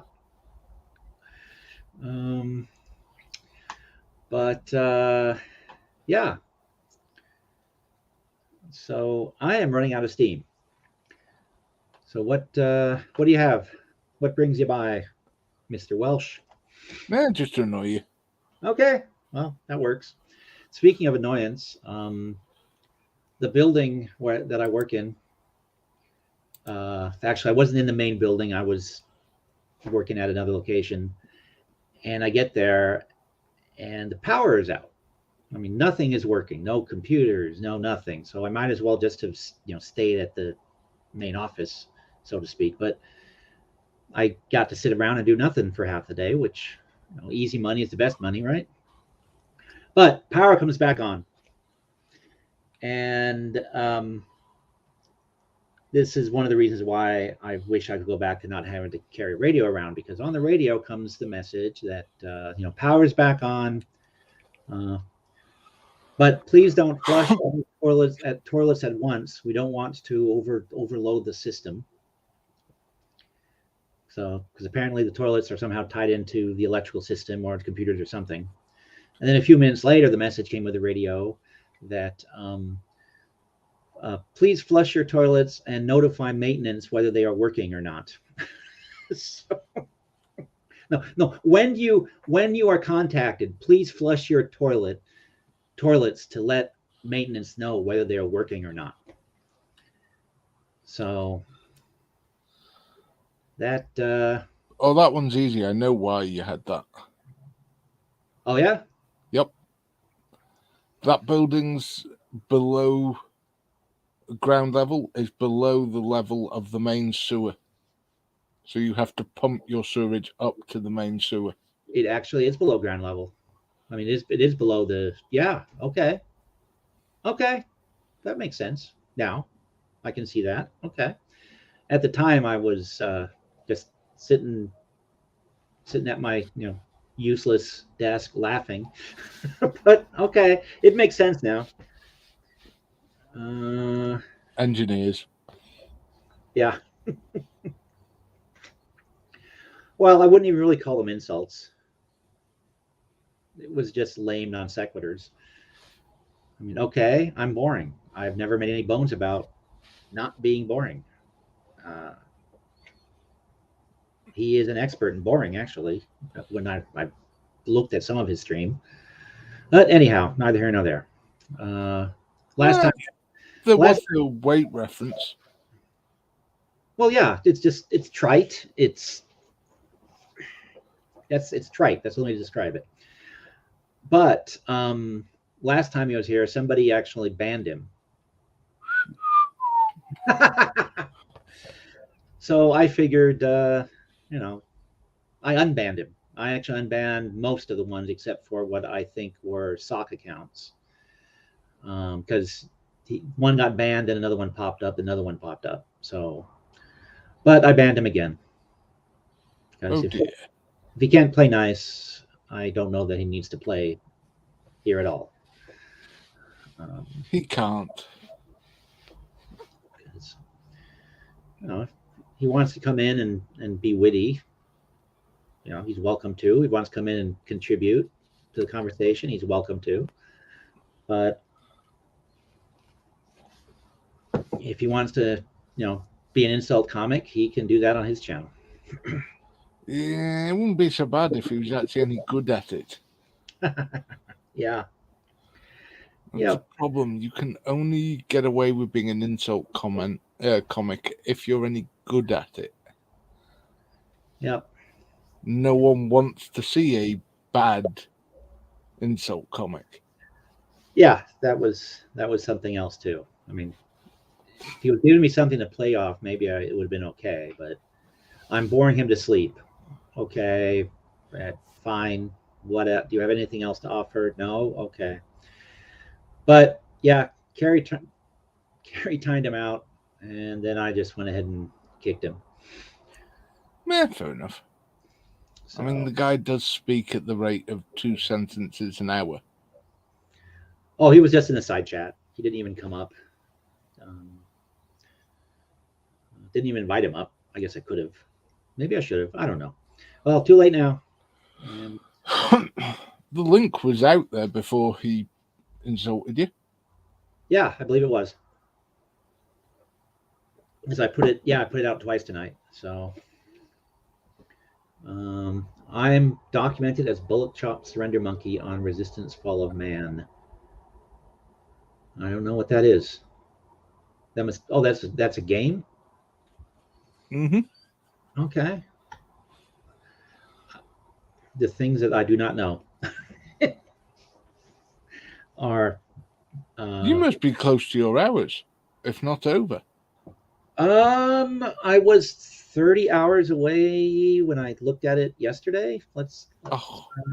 Or so close. Yesterday. Well, now you've gotten me thinking about it. Now I'm curious. Let's take a look. Oh, something else that amused me. I don't know if I showed you guys this, but if I haven't, I will now. I don't think I have, actually. I haven't been on. Oh, what's this? Okay. Oh, we have to go look at Cap's new obstruction charge featuring chili. Let's go look at that. But first, let's look at this. Should do some more Docs the Monkey. So, yeah. Yeah, Steve put it out. Steve put out twice tonight. No wonder he's tired. Ha ha ha ha. Yep. So, let's first look at the important stuff.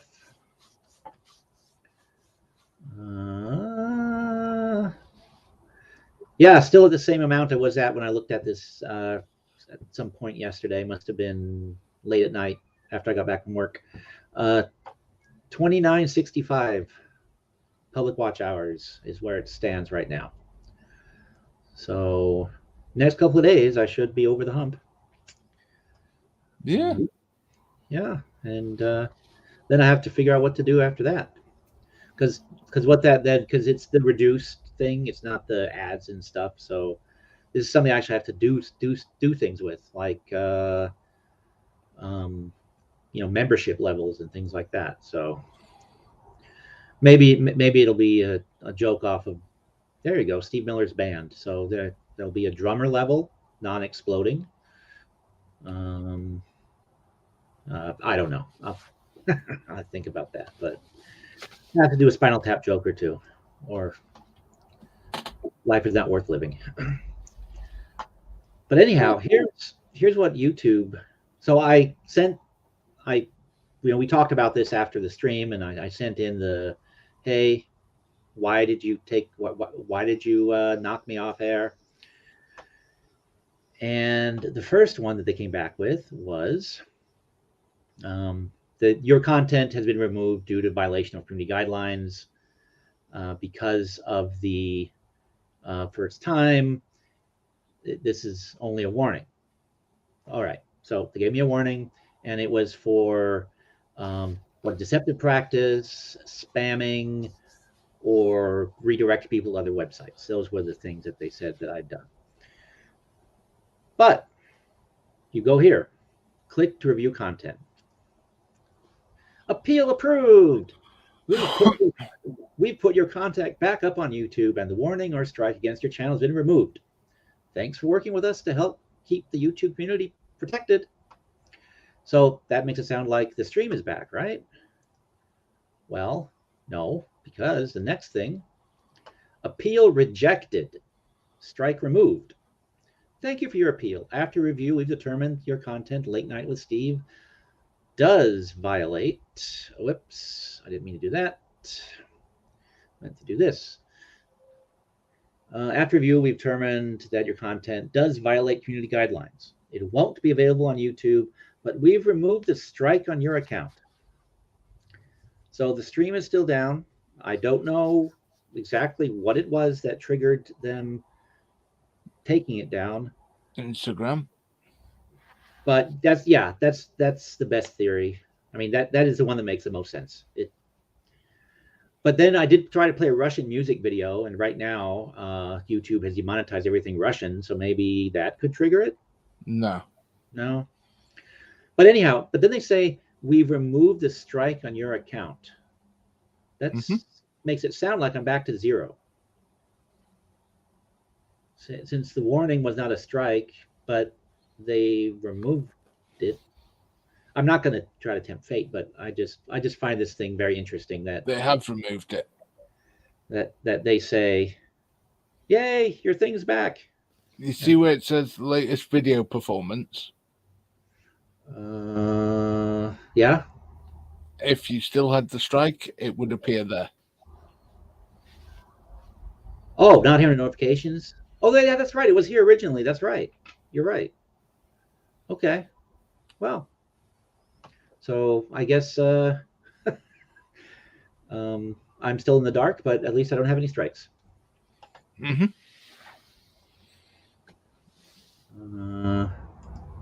Let's see. I watched your short the other day. I watched your short. Who's short? Cap's short? Dan's short?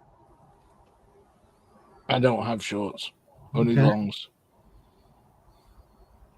Carrie put up a short. Phil put up a short. What am I missing? What I need to go watch? Ooh, I need to go Oh watch. God, no! You don't want to watch Phil in his short shorts. I sent the chat up and it said service was unavailable. Yeah, that was happening to me. When was that? I don't know. Some day, and I thought I'd been booted, and it turns out it was just a glitch in YouTube. So yeah, you haven't been booted, Surrender Monkey. Despite the We fact could that boot him. You are short. You're short.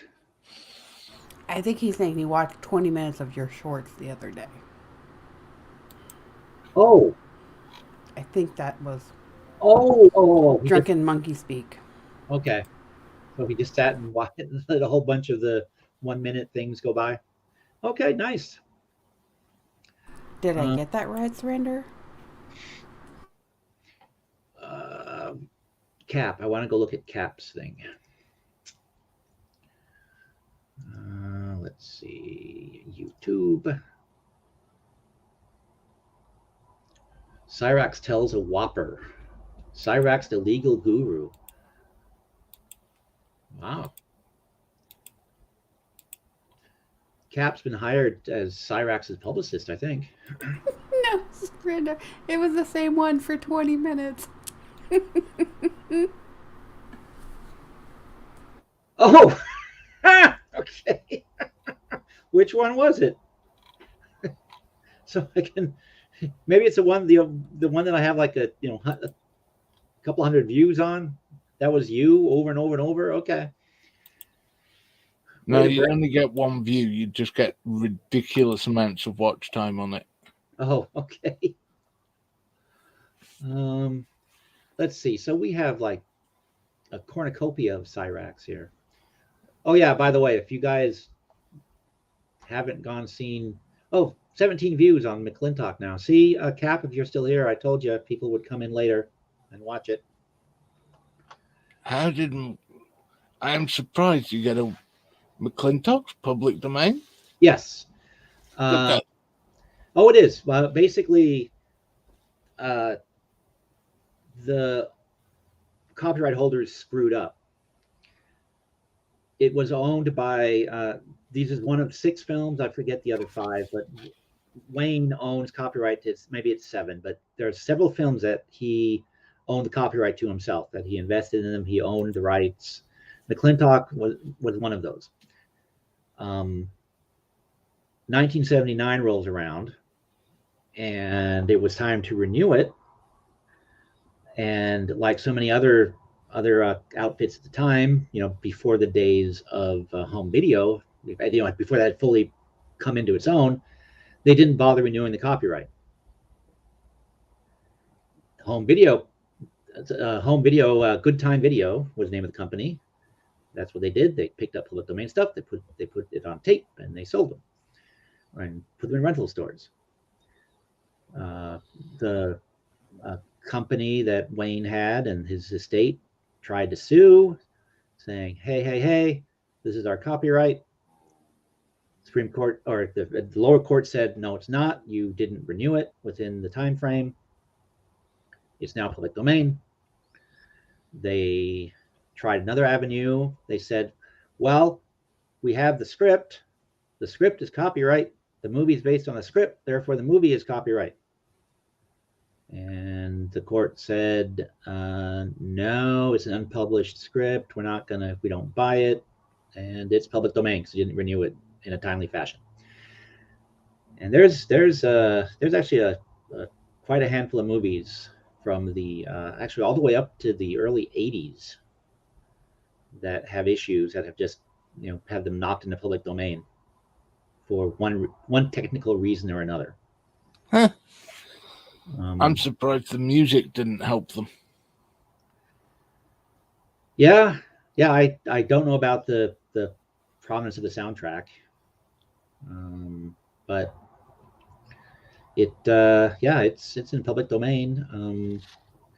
Now that I'm running little movies on my channel, I'm refamiliarizing myself with that, and it's interesting. You can't some of these sites out there.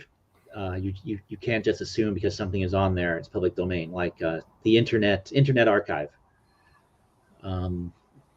It's a little bit like some of the YouTube stuff I'm seeing. It surprises me some of the things that are on YouTube on people's channels. I mean, that they haven't been taken down, especially when it's movies that YouTube is charging people to see. And if you do a search for it, you'll find them for free on other people's channels. Because I was generating a list earlier today, because even after the power came back on, I still couldn't actually do any work. So I was looking at Internet Archives and was surprised at what I found. I was making a list of potential future things for Friday afternoons. But let's see, Cap. What are we going to do here? Cyrax too smart for WNN. Did you know that, Dan? No, it's not what you think it is. If not, you're about to get educated. We watched it earlier. Oh, you did? It's a double speed Cyrax so that we could then double speed it ourselves so that it was double speed. Oh. It improved the viewing experience. Oh yeah. He's hard enough to understand a single speed. Is he understandable? Oh no, you couldn't understand a fucking word he said. Oh, okay. All right. As I said, it improved the viewing experience. I think even at double speed, he would be impossible to understand. Now I'm curious. See, this is him at double speed. Okay. Cyrax is trying to get something. Could it be he's recording something? Again? Remember when he tried to entrap Marty? I wonder. Want to bet he thinks this will help his assault charge? Yo, John, what's up, man? Oh, Listen, man, y'all seriously need to let Charlie the fuck alone, dude. Seriously. who's Charlie? He's a good friend of mine, dude. Charlie, that Y'all shut the fuck up. Y'all need to leave him alone, man. Y'all are still not harassing him and his family, and you need to fucking stop. Seriously, man, this shit's going out because this shit's going out of control, man. This shit y'all are doing is gonna get someone hurt or fucking killed, dude. And I don't know why y'all don't want that. Is this double speed? Uh-huh. Okay.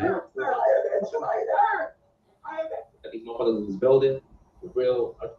Hey, yo, Tyler, why do you take that? Hold on, I'm gonna check. I want you to explain something here. All right. Why is it that you guys feel the need to fuck with people like me? Like, why is that? Like, I'm not trying to start you. I'm just trying to understand, like, what made y'all want to start fucking with me from the very beginning when you guys didn't even know? I think that you were a narcissistic pedophilic monster, and I fully don't think you're saying. No, I'm not talking about before all this shit. I'm talking about, like, in the very, very, very Okay. beginning, before anything ever went down. What made you guys want to start going out? Like, think about all this shit that went down. Like, go back to when Marty very first started scrolling. Hey, Steve, for a laugh, turn on the closed captions. Turn on the closed captions? Yeah, see what they make of him.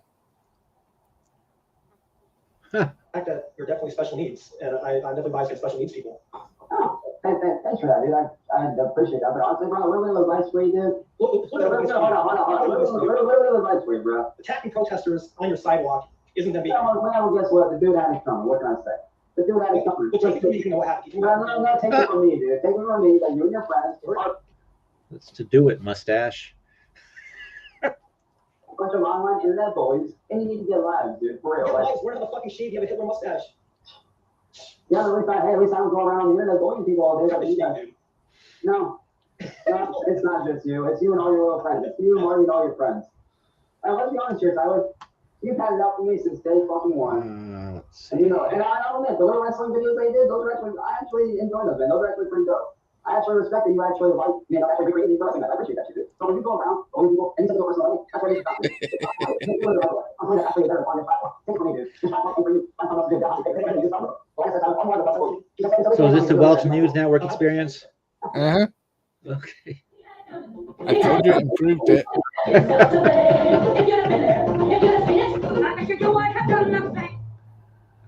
All right. Let them show your true colors, true colors. Yeah. I think I must be watching his videos out of order or something because I wasn't even aware of this guy until he, well, came across all you folks. But he, actually, I think they did something with him over at the Troll Mafia. But he, Yeah, don't ever watch it. He Don't. quit.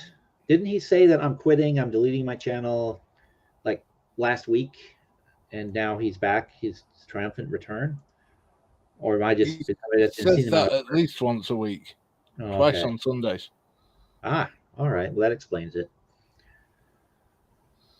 That explains it. Let's see. So is this? This is an older one, I believe. Let's see what Cap has. And you guys have already seen this over on your channel, Dan, I assume, or just that one? Just that one. Okay. Well, let's see what else Cap has. We only cover Cyrax off Cap's channel. All right. Can we stand 12 minutes of Cyrax even filtered through Cap? Let's see if we can do. Oh, that's that same face from before. Yeah, I think that's the same one, but at normal speed. Ah, okay, all right. Well, never mind. Let's see if we can. Well, let's do the 30-second version here, and then if I can take more of it. I'm finding that my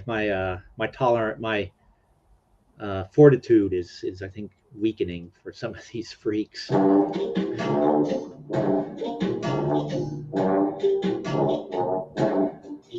I did not physically hit that man with the bat.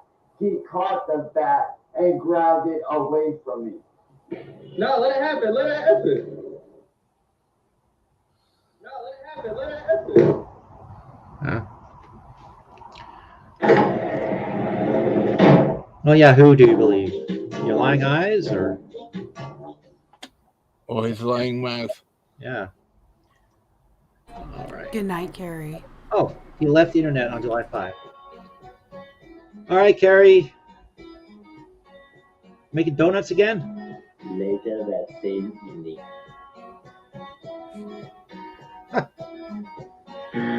Because right now, all y'all dumb fucks that are hitting up my girl in her DMs talking about I did this and I did that, y'all need to cut the crap, dude. Y'all are just fucking mad that me and her are together, and that's all it is. Y'all are mad. You hate that. Oh my God. And you know what I say to that? Fuck you guys. You guys are a bunch of chumps. I'm proud to be with her, man. I'm proud to be with the girl that I was, man. I'm proud of that shit. You wanna know why? Because she means everything to me. And unlike y'all, she ain't fake. So fuck y'all dumbass trolls that are lying, man. Y'all are just. Oh, I'm glad he's happy. So it was just a week ago that he said he was quitting the internet, then he came right back. Okay. Yeah, about an hour and a half. That's kind of why you don't make declarations like that when you're angry and upset, because you'll always have to take them back. Oh no, he never takes it back. Well, no, but he returns. I mean, but in a ridiculous short period of time. All right, let's see. What's this?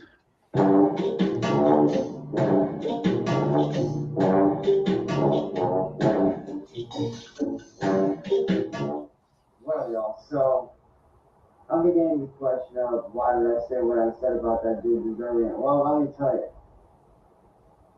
I'm gonna be straight up honest. I did say that that guy deserved it. I'm not saying that. I'm not saying that I didn't say that because I did.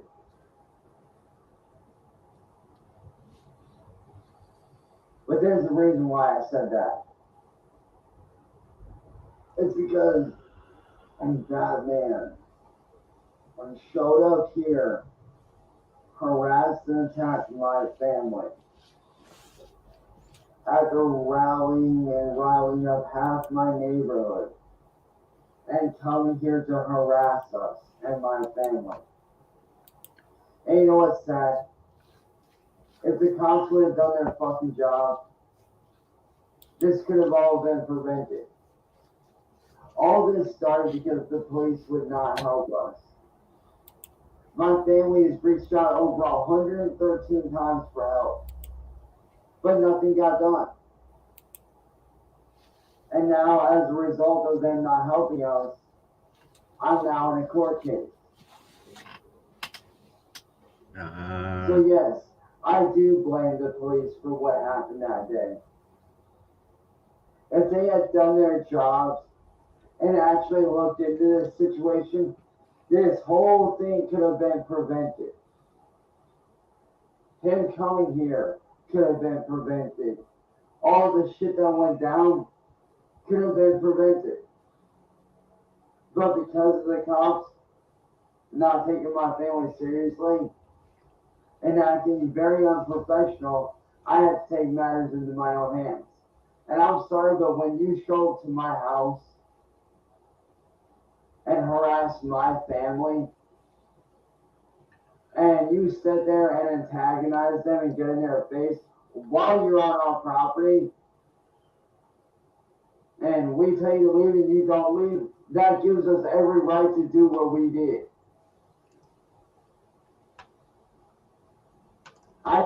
That's a very important question.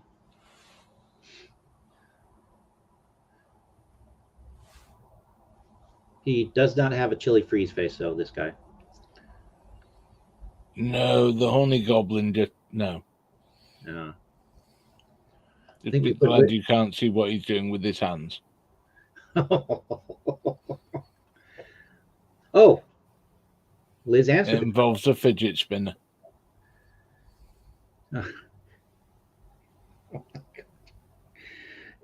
Is this the? This isn't the fidget spinner in the. Mm-hmm. Oh gosh. Okay. Things I did not need to know. That's near the top of the list. Although, so this is the guy that used to record songs and stuff and put them online. Does he still do that, or does he just? Oh dear God, I hope not. Because they were bad. Mildly curious now. Let's see. All right, let's continue. I did not physically hit that man with the bat. He caught the bat and grabbed it away from me. That does not constitute simple assault. Well, actually, yeah. It was assault. Cat beat me to it. And the guy was stood on the sidewalk. Yeah. With a sign. Perfectly legal. Yep. Obnoxious, but legal. Oh, definitely obnoxious with the way he had his face covered up and that. It was obnoxious. Yeah. Yeah, but he him pretending that it wasn't is. That is not assault. If I hit him, then yes, that's assault. But this man sat there a few weeks prior and threatened to shoot up my family, threatened to shoot up me. And when he showed up, I had every way and reason to do what I did. And like I said, I know this doesn't look favorable on me, and I did that. But y'all need Oh, to whoops. realize, Crap. all y'all trolls that do this shit. Sorry, I y'all got need a to weird. fucking Heard a realize weird that sound. what you're doing gets people, I heard that. Okay. what you're doing gets people killed. So I'm afraid I got booted off What you're again doing or something. lands innocent people in prison. I was trying to figure out what's going on. Let me get this back open. No, that's not gonna work. Let me drag Like, this what over is here. enough enough? When are you guys gonna fucking stop? Huh? When are you gonna stop going after people for no reason? When are you guys gonna grow up and stop the bullshit? I mean, part of me has some sympathy for this guy. Oh, I forget the name. There's a group of sort of YouTube stunt people. Chicken something is what they call themselves. Everybody is chicken something. You know, Chicken Larry, chicken this, chicken that. Mm-hmm. And one time they put up a video where they were in a camper and they drove to look for his house and found it and knocked on the door. You know, I know when you're doing this, like I'm doing right now, yeah, you're putting yourself out there in public. You're inviting, you're inviting people to respond, inviting people to come after you if they feel so inclined. But this guy does seem like he has gotten a lot of grief over the years from what little I've seen. Yeah, but then this guy is also a pedophile. Yeah, that, yes. And he's got a samurai sword in the background here, or at least one that looks like a samurai sword. Yep. Good thing he didn't take that out. That would have been more than just assault. Possibly. All right. Anyhow, I just felt the need to say that there's a part of me that is going, yeah, but then there's also what somebody else said, that's, you know, well, you could stay off the internet. The things he does on the internet, yeah. Nah, he kind of deserves it. Yeah, I don't know enough about the whole situation. There's been plenty of people. You know how these days the police and that will catfish pedophiles. Yeah, they'll have somebody online pretending to be a 15-year-old girl or something. Yeah, people have done this to him. God, yeah. Actually, almost everything I know about this guy came from somebody was there's a channel, and I need to find the channel again because it was interesting, that does little documentaries on the quote worst YouTubers. Mm-hmm. And he covered Cyrax, you know, like did a 12 or 15-minute little documentary on him. And yeah, they covered he was, you know, talking with who he thought was a minor, and then had to backpedal once it came out. Yeah, but that was after that he'd sent pictures of his penis to said minor. Yeah. Yep. Yeah, I mean, it was a standard kind of excuse when they're getting caught, except for the whole penis thing. But well, he was just trying to make sure that you know, they weren't getting themselves into trouble or whatever else excuses that they give. But do not look into this, Steve. Yeah, I will not be doing searches. No, you don't want to. No. He's a particularly vile little troll. Yeah, just from that 15-minute video that I summary of this, or the history rather. That's probably all I need to know. Although, again, I need to get rid of that little part of me that if you guys are all right, that says I feel sorry for Like him. I said, that man riled up half my neighborhood. If you want to feel sorry for anyone, you could feel sorry for his grandmother. Yeah. That's who he lives with, and that's also who's losing their house over it. They're losing their home. They're being evicted. Yeah, Cap says that he assaulted his grandmother. Yeah. And there was something about him getting into a fight with a neighbor, or isn't the neighbor that Matt guy or Matty or whatever? No. Oh, okay.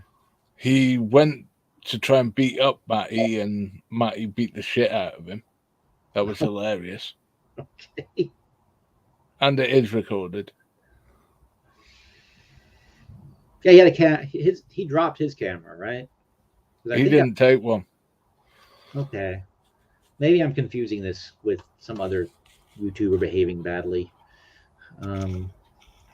Harassing me and my family. That's when he goes to beat up Matty. Matty forces him to admit that he's king of the world and all sorts.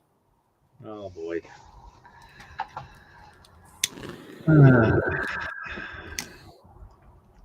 I mean, don't get me wrong.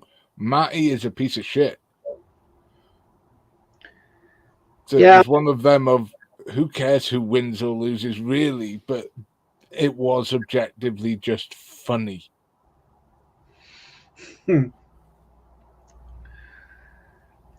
Yeah, from again what little I know about this, it seems like there's plenty of dirt on all sides here to go around, but he seems to be the worst of it. I will grant him that.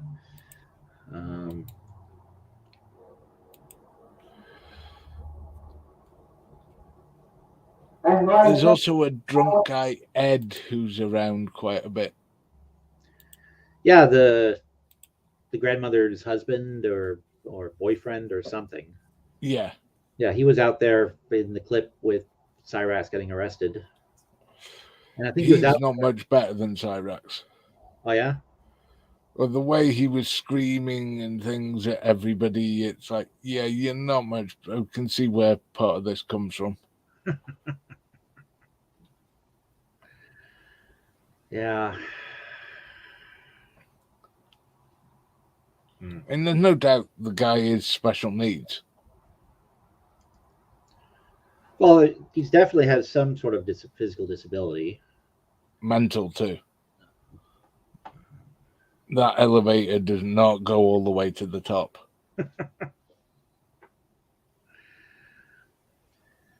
Yeah. Well, the documentary that I watched with that he was trying to be a songwriter, and some guy named Eric, I think it was, tried to enter a partnership with him and ended up getting his song stolen, and Cyrax threatening him. He seems to have an overinflated opinion of his talents. I mean, all kinds of people have that, though. So, but still, troll types like Marty were not the least bit interested in helping to get Cyrax arrested or help, just happy to make money. Yeah, well, that's one of Cyrax's complaints. But that's the same thing. Him and DeCastro, they should team up. Actually, they have a lot in common, it seems. If they don't, especially Cyrax, if he doesn't want people to make money off his ass, stop being their dancing monkey. Yeah. Seems like people poke at him, and yeah, Surrender Monkey. I think he's correct. But yeah, people poke at him and he reacts, and he overreacts too. Yep. And then people film and he quite happily films the reaction himself. You don't even have to bother filming it. He does it for you. Yeah. Like that panel he was on. I don't know if that was his channel or someone else's channel, but he was setting himself up there. Yep. But the best bit is a couple of days before he did that, he said he wasn't going to do any of that.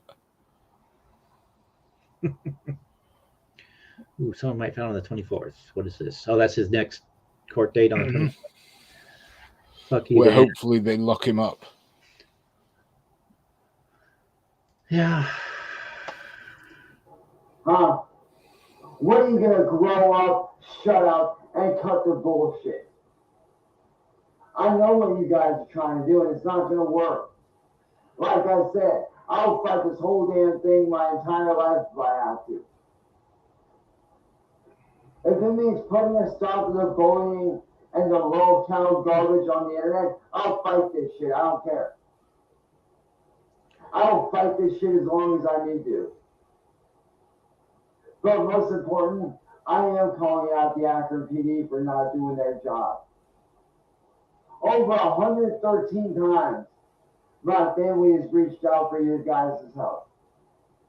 Over 113 times, my family has begged and screamed and pleaded for help from you guys.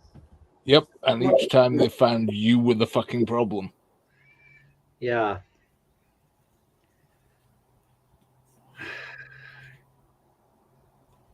He's another reason that you can tell that Chile's version of America and police is not true. Because he's another one they'd have just shot. Under Chile's version of reality, Cyrax would be dead. Yeah. Well, any of the ones that are going on about how they're all tyrants, well, they'd be dead if the world was as they describe it. Yeah. But Cyrax being a big, apparently, if he is as big a pain in the butt as he claims to be, yeah, they would just end the situation. He's as bad as Jerry when it comes to quitting YouTube. I don't know who Jerry is. I should probably. Jeremiah Payne, Last Days of Freedom. Okay, all right. If there's a Y in the day, he's quitting YouTube.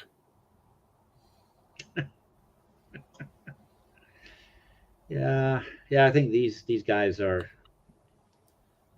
part of the reason why if I decide to quit YouTube, I'll just fade away.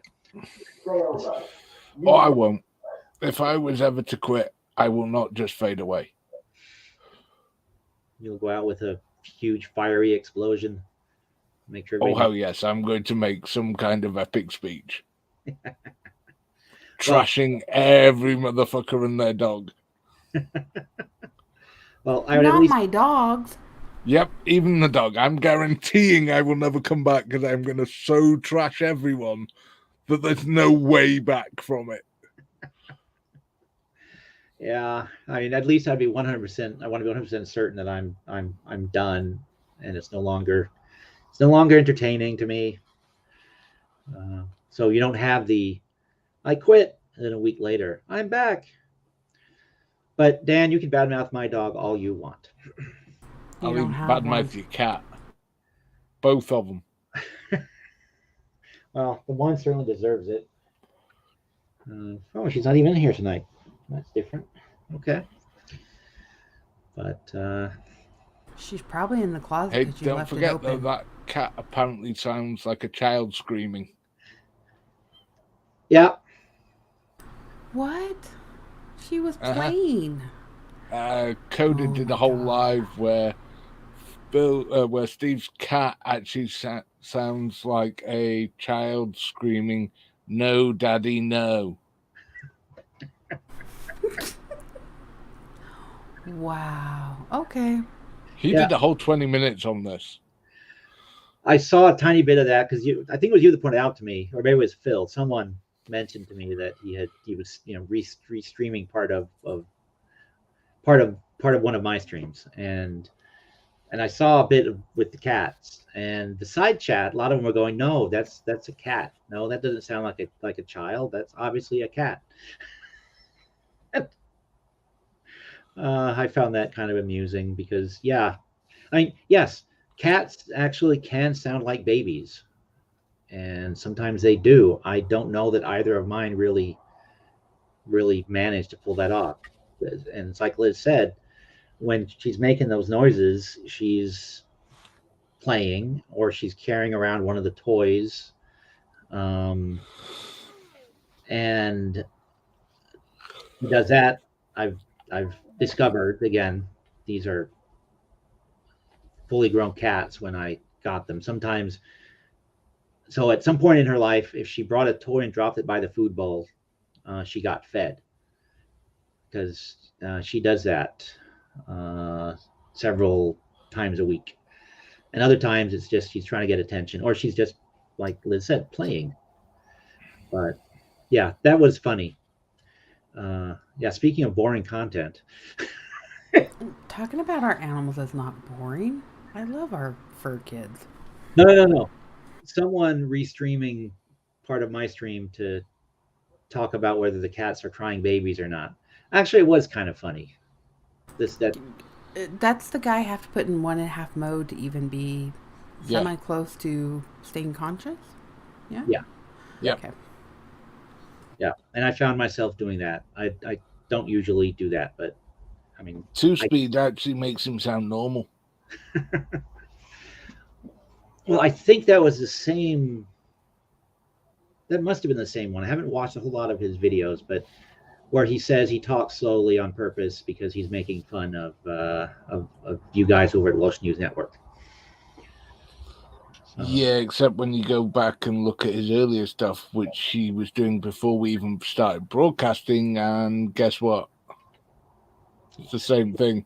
Slow talker, or a clear talker, I guess.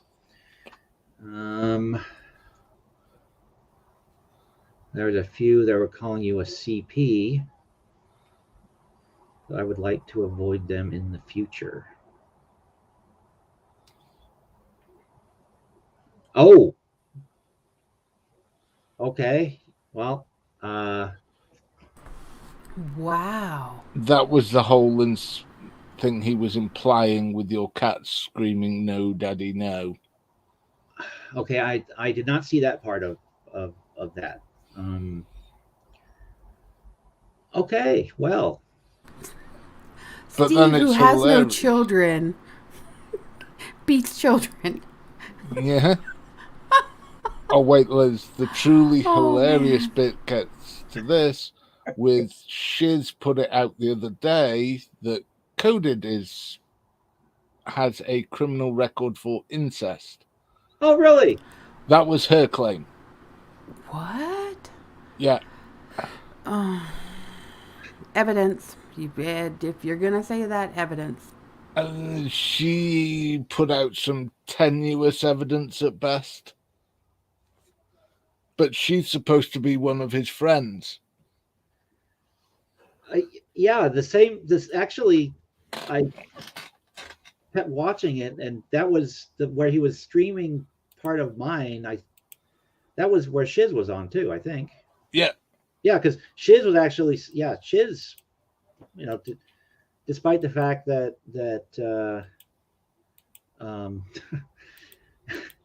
Phil like blocked her or something,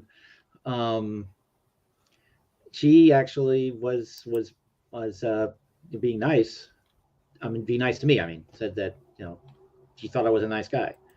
So maybe that's what she was reacting to, because I thought, okay, that's nice of her to defend me. I don't really think I saw anything that needed. But then I hadn't seen the whole. Yeah, that's just okay. Well, whatever.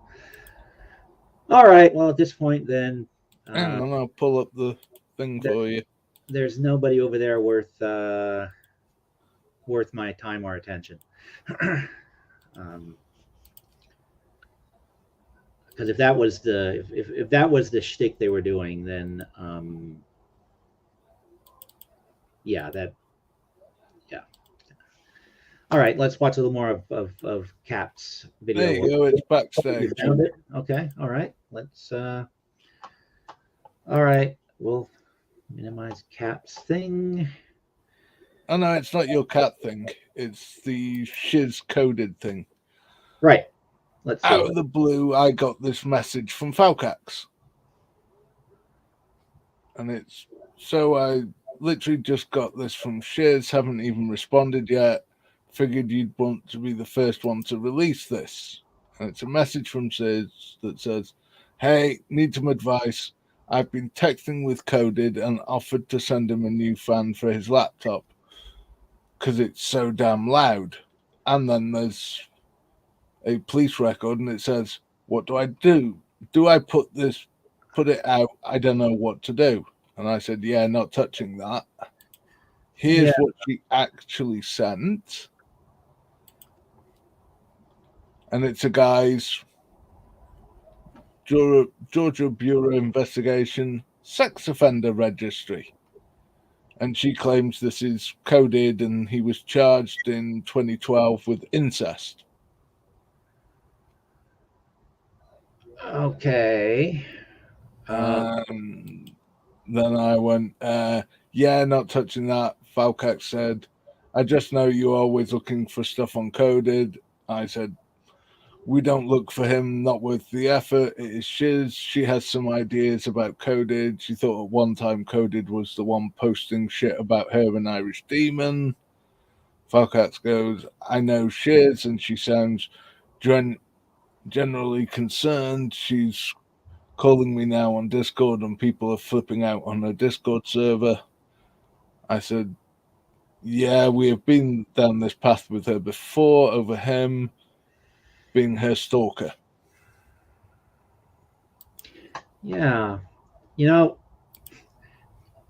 again, maybe I'm just being YouTube paranoid here, or maybe it's because I was laughing as Irish Demon was feeding Jilly fake information for a while there, but could this be just them trying to set you up? Could well be, but wow, that's something you don't fake records for. Also, doesn't do much for your credibility when you do fake records for that kind of shit. Yeah, and Shiz is usually pretty good about making sure she checks stuff. Oh, I was wondering whether it was from Shiz. For the most part, she's learned a few lessons over time that she just won't run with stuff. So it's a waiver for me. It's a wobbler. Yeah. The bit that's weird is ever since that, not one word. Not one word from Shiz, not one word from Falcax, not one word from Coded about any of it.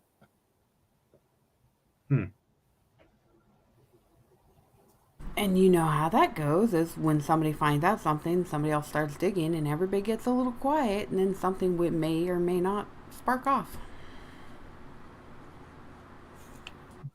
Interesting.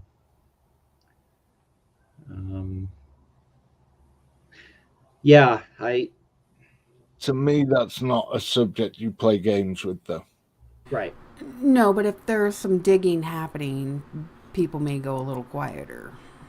Yeah, but that digging should have been done before that shit was sent. I don't know how close they are, so I don't know how close Shiz and Falcax are. Very.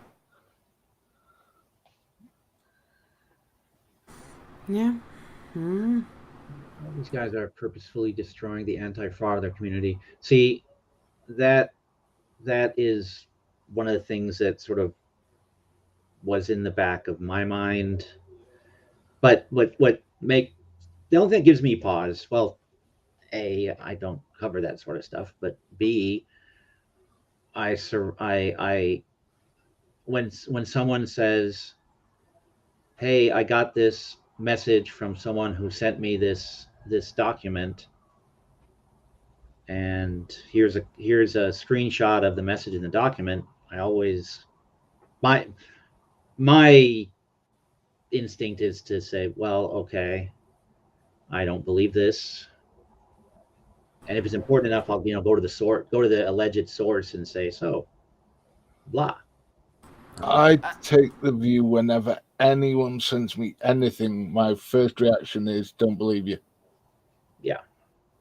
Especially when it's, third hand. Oh no, it could be first hand. My initial starting point is I don't believe you. You have to prove to me Have to show it. Yeah, certainly. That way I feel the most confident about using something if I decide to, is the fact they've had to convince me from a point of non-belief to believing. Yeah, It's send not me even either starting off neutral. It's no, I'm starting off with the opinion that you're lying to me. send me the actual sources, and Yeah. then I will check it and double check it myself. Yeah. And even then, when they send me the actual sources, I believe that the sources are wrong to start with. I'm actively looking for holes in it. Mm-hmm. Well, yeah, if you're trying to do serious, if one is going to do serious reporting, or one is going to make claims along the levels of what was sent to you, yeah, lots and lots of disbelief and lots of checking should be And involved. there are two things that I've always maintained need to be 110% before you can even dare use them. Stuff like this and child porn, people being on the sex offender register. Mm-hmm. And the other one is stolen valor. Yeah. You better have, you make a mistake about someone being charged with a DUI or an assault, it's nothing. Really, it's nothing. Either of those two, they stay around. Yeah. Yeah. Even if you do retractions, that shit still won't go away. I think most of us over here are huge skeptics as it is, so Yeah. Yeah. you got to have more than just one little piece of evidence or one screenshot. Yeah. Although one thing that we have seen firm evidence for now, I think, is that Surrender Monkey and Cheeky Monkey are indeed two different people. I've been wondering whether one was the sober version of the other, but no, apparently they are two different people. No, they're twins. You just have to work out which one's the evil twin. So, hi, Cheeky Monkey. The answer is both. Yeah. Welcome, Cheeky Monkey. And Cheeky Monkey 666. Surrender Monkey just posted a link there. Cheeky link incoming. Surrender Monkey. Well, let's see.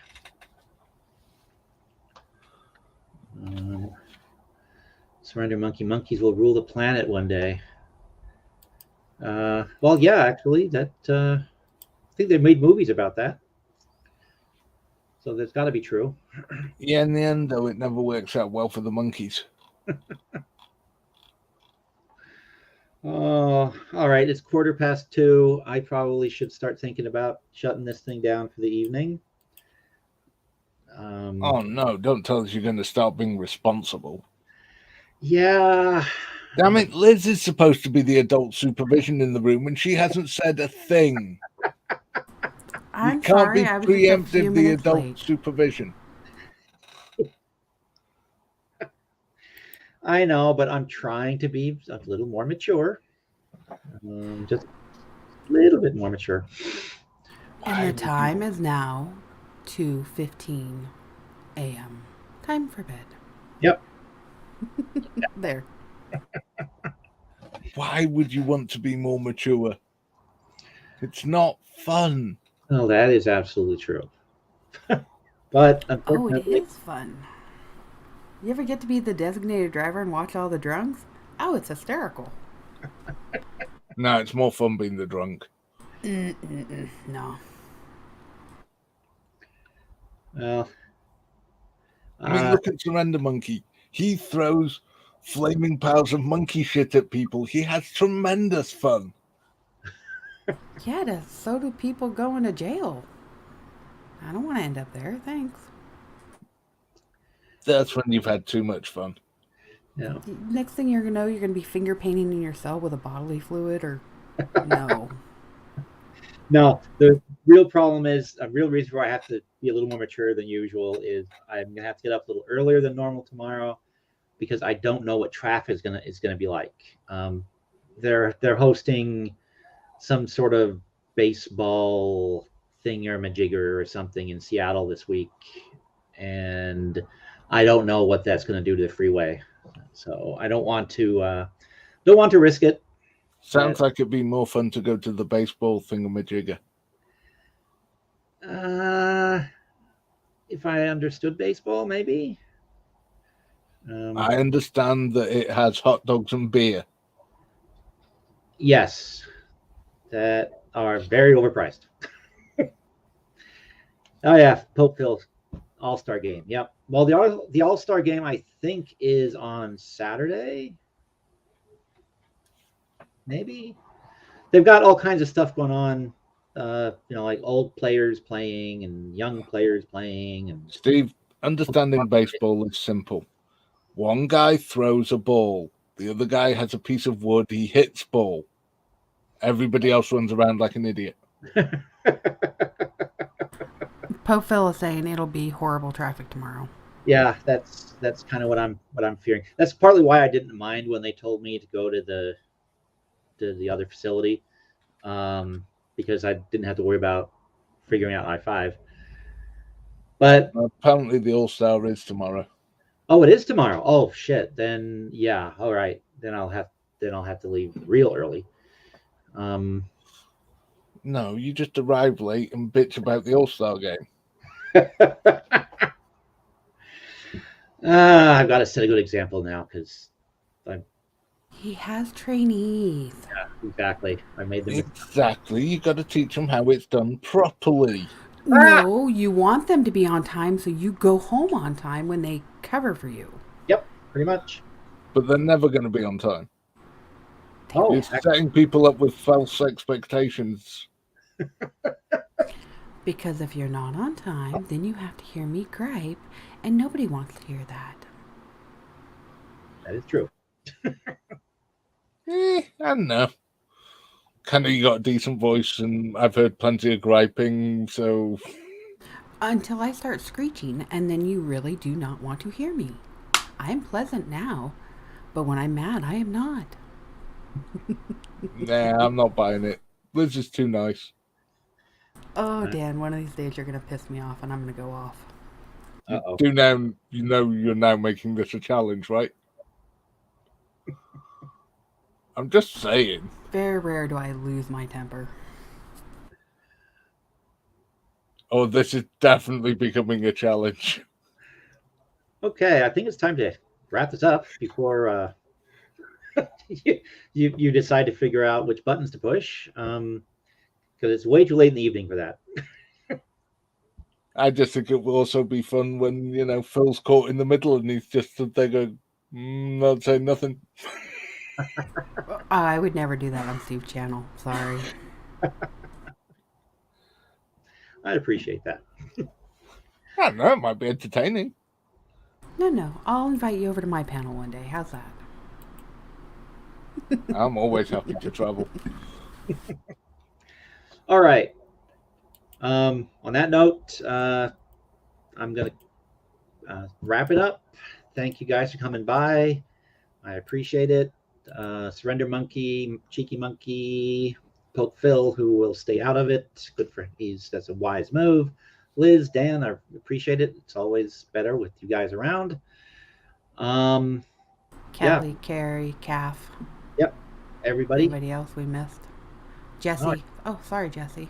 Oh yeah, Jesse was here. He hadn't said much until, well, maybe he's still here. But yes, good night, everybody. He actually, I think, even came up with some ideas for me to steal. So thank you, Jesse.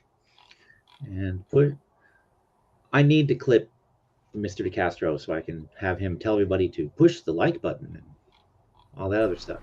Push it now. Yes, push it now. Push it good. All right. Good night, everybody. Thanks again. And I will see you next time. And push button number 1. And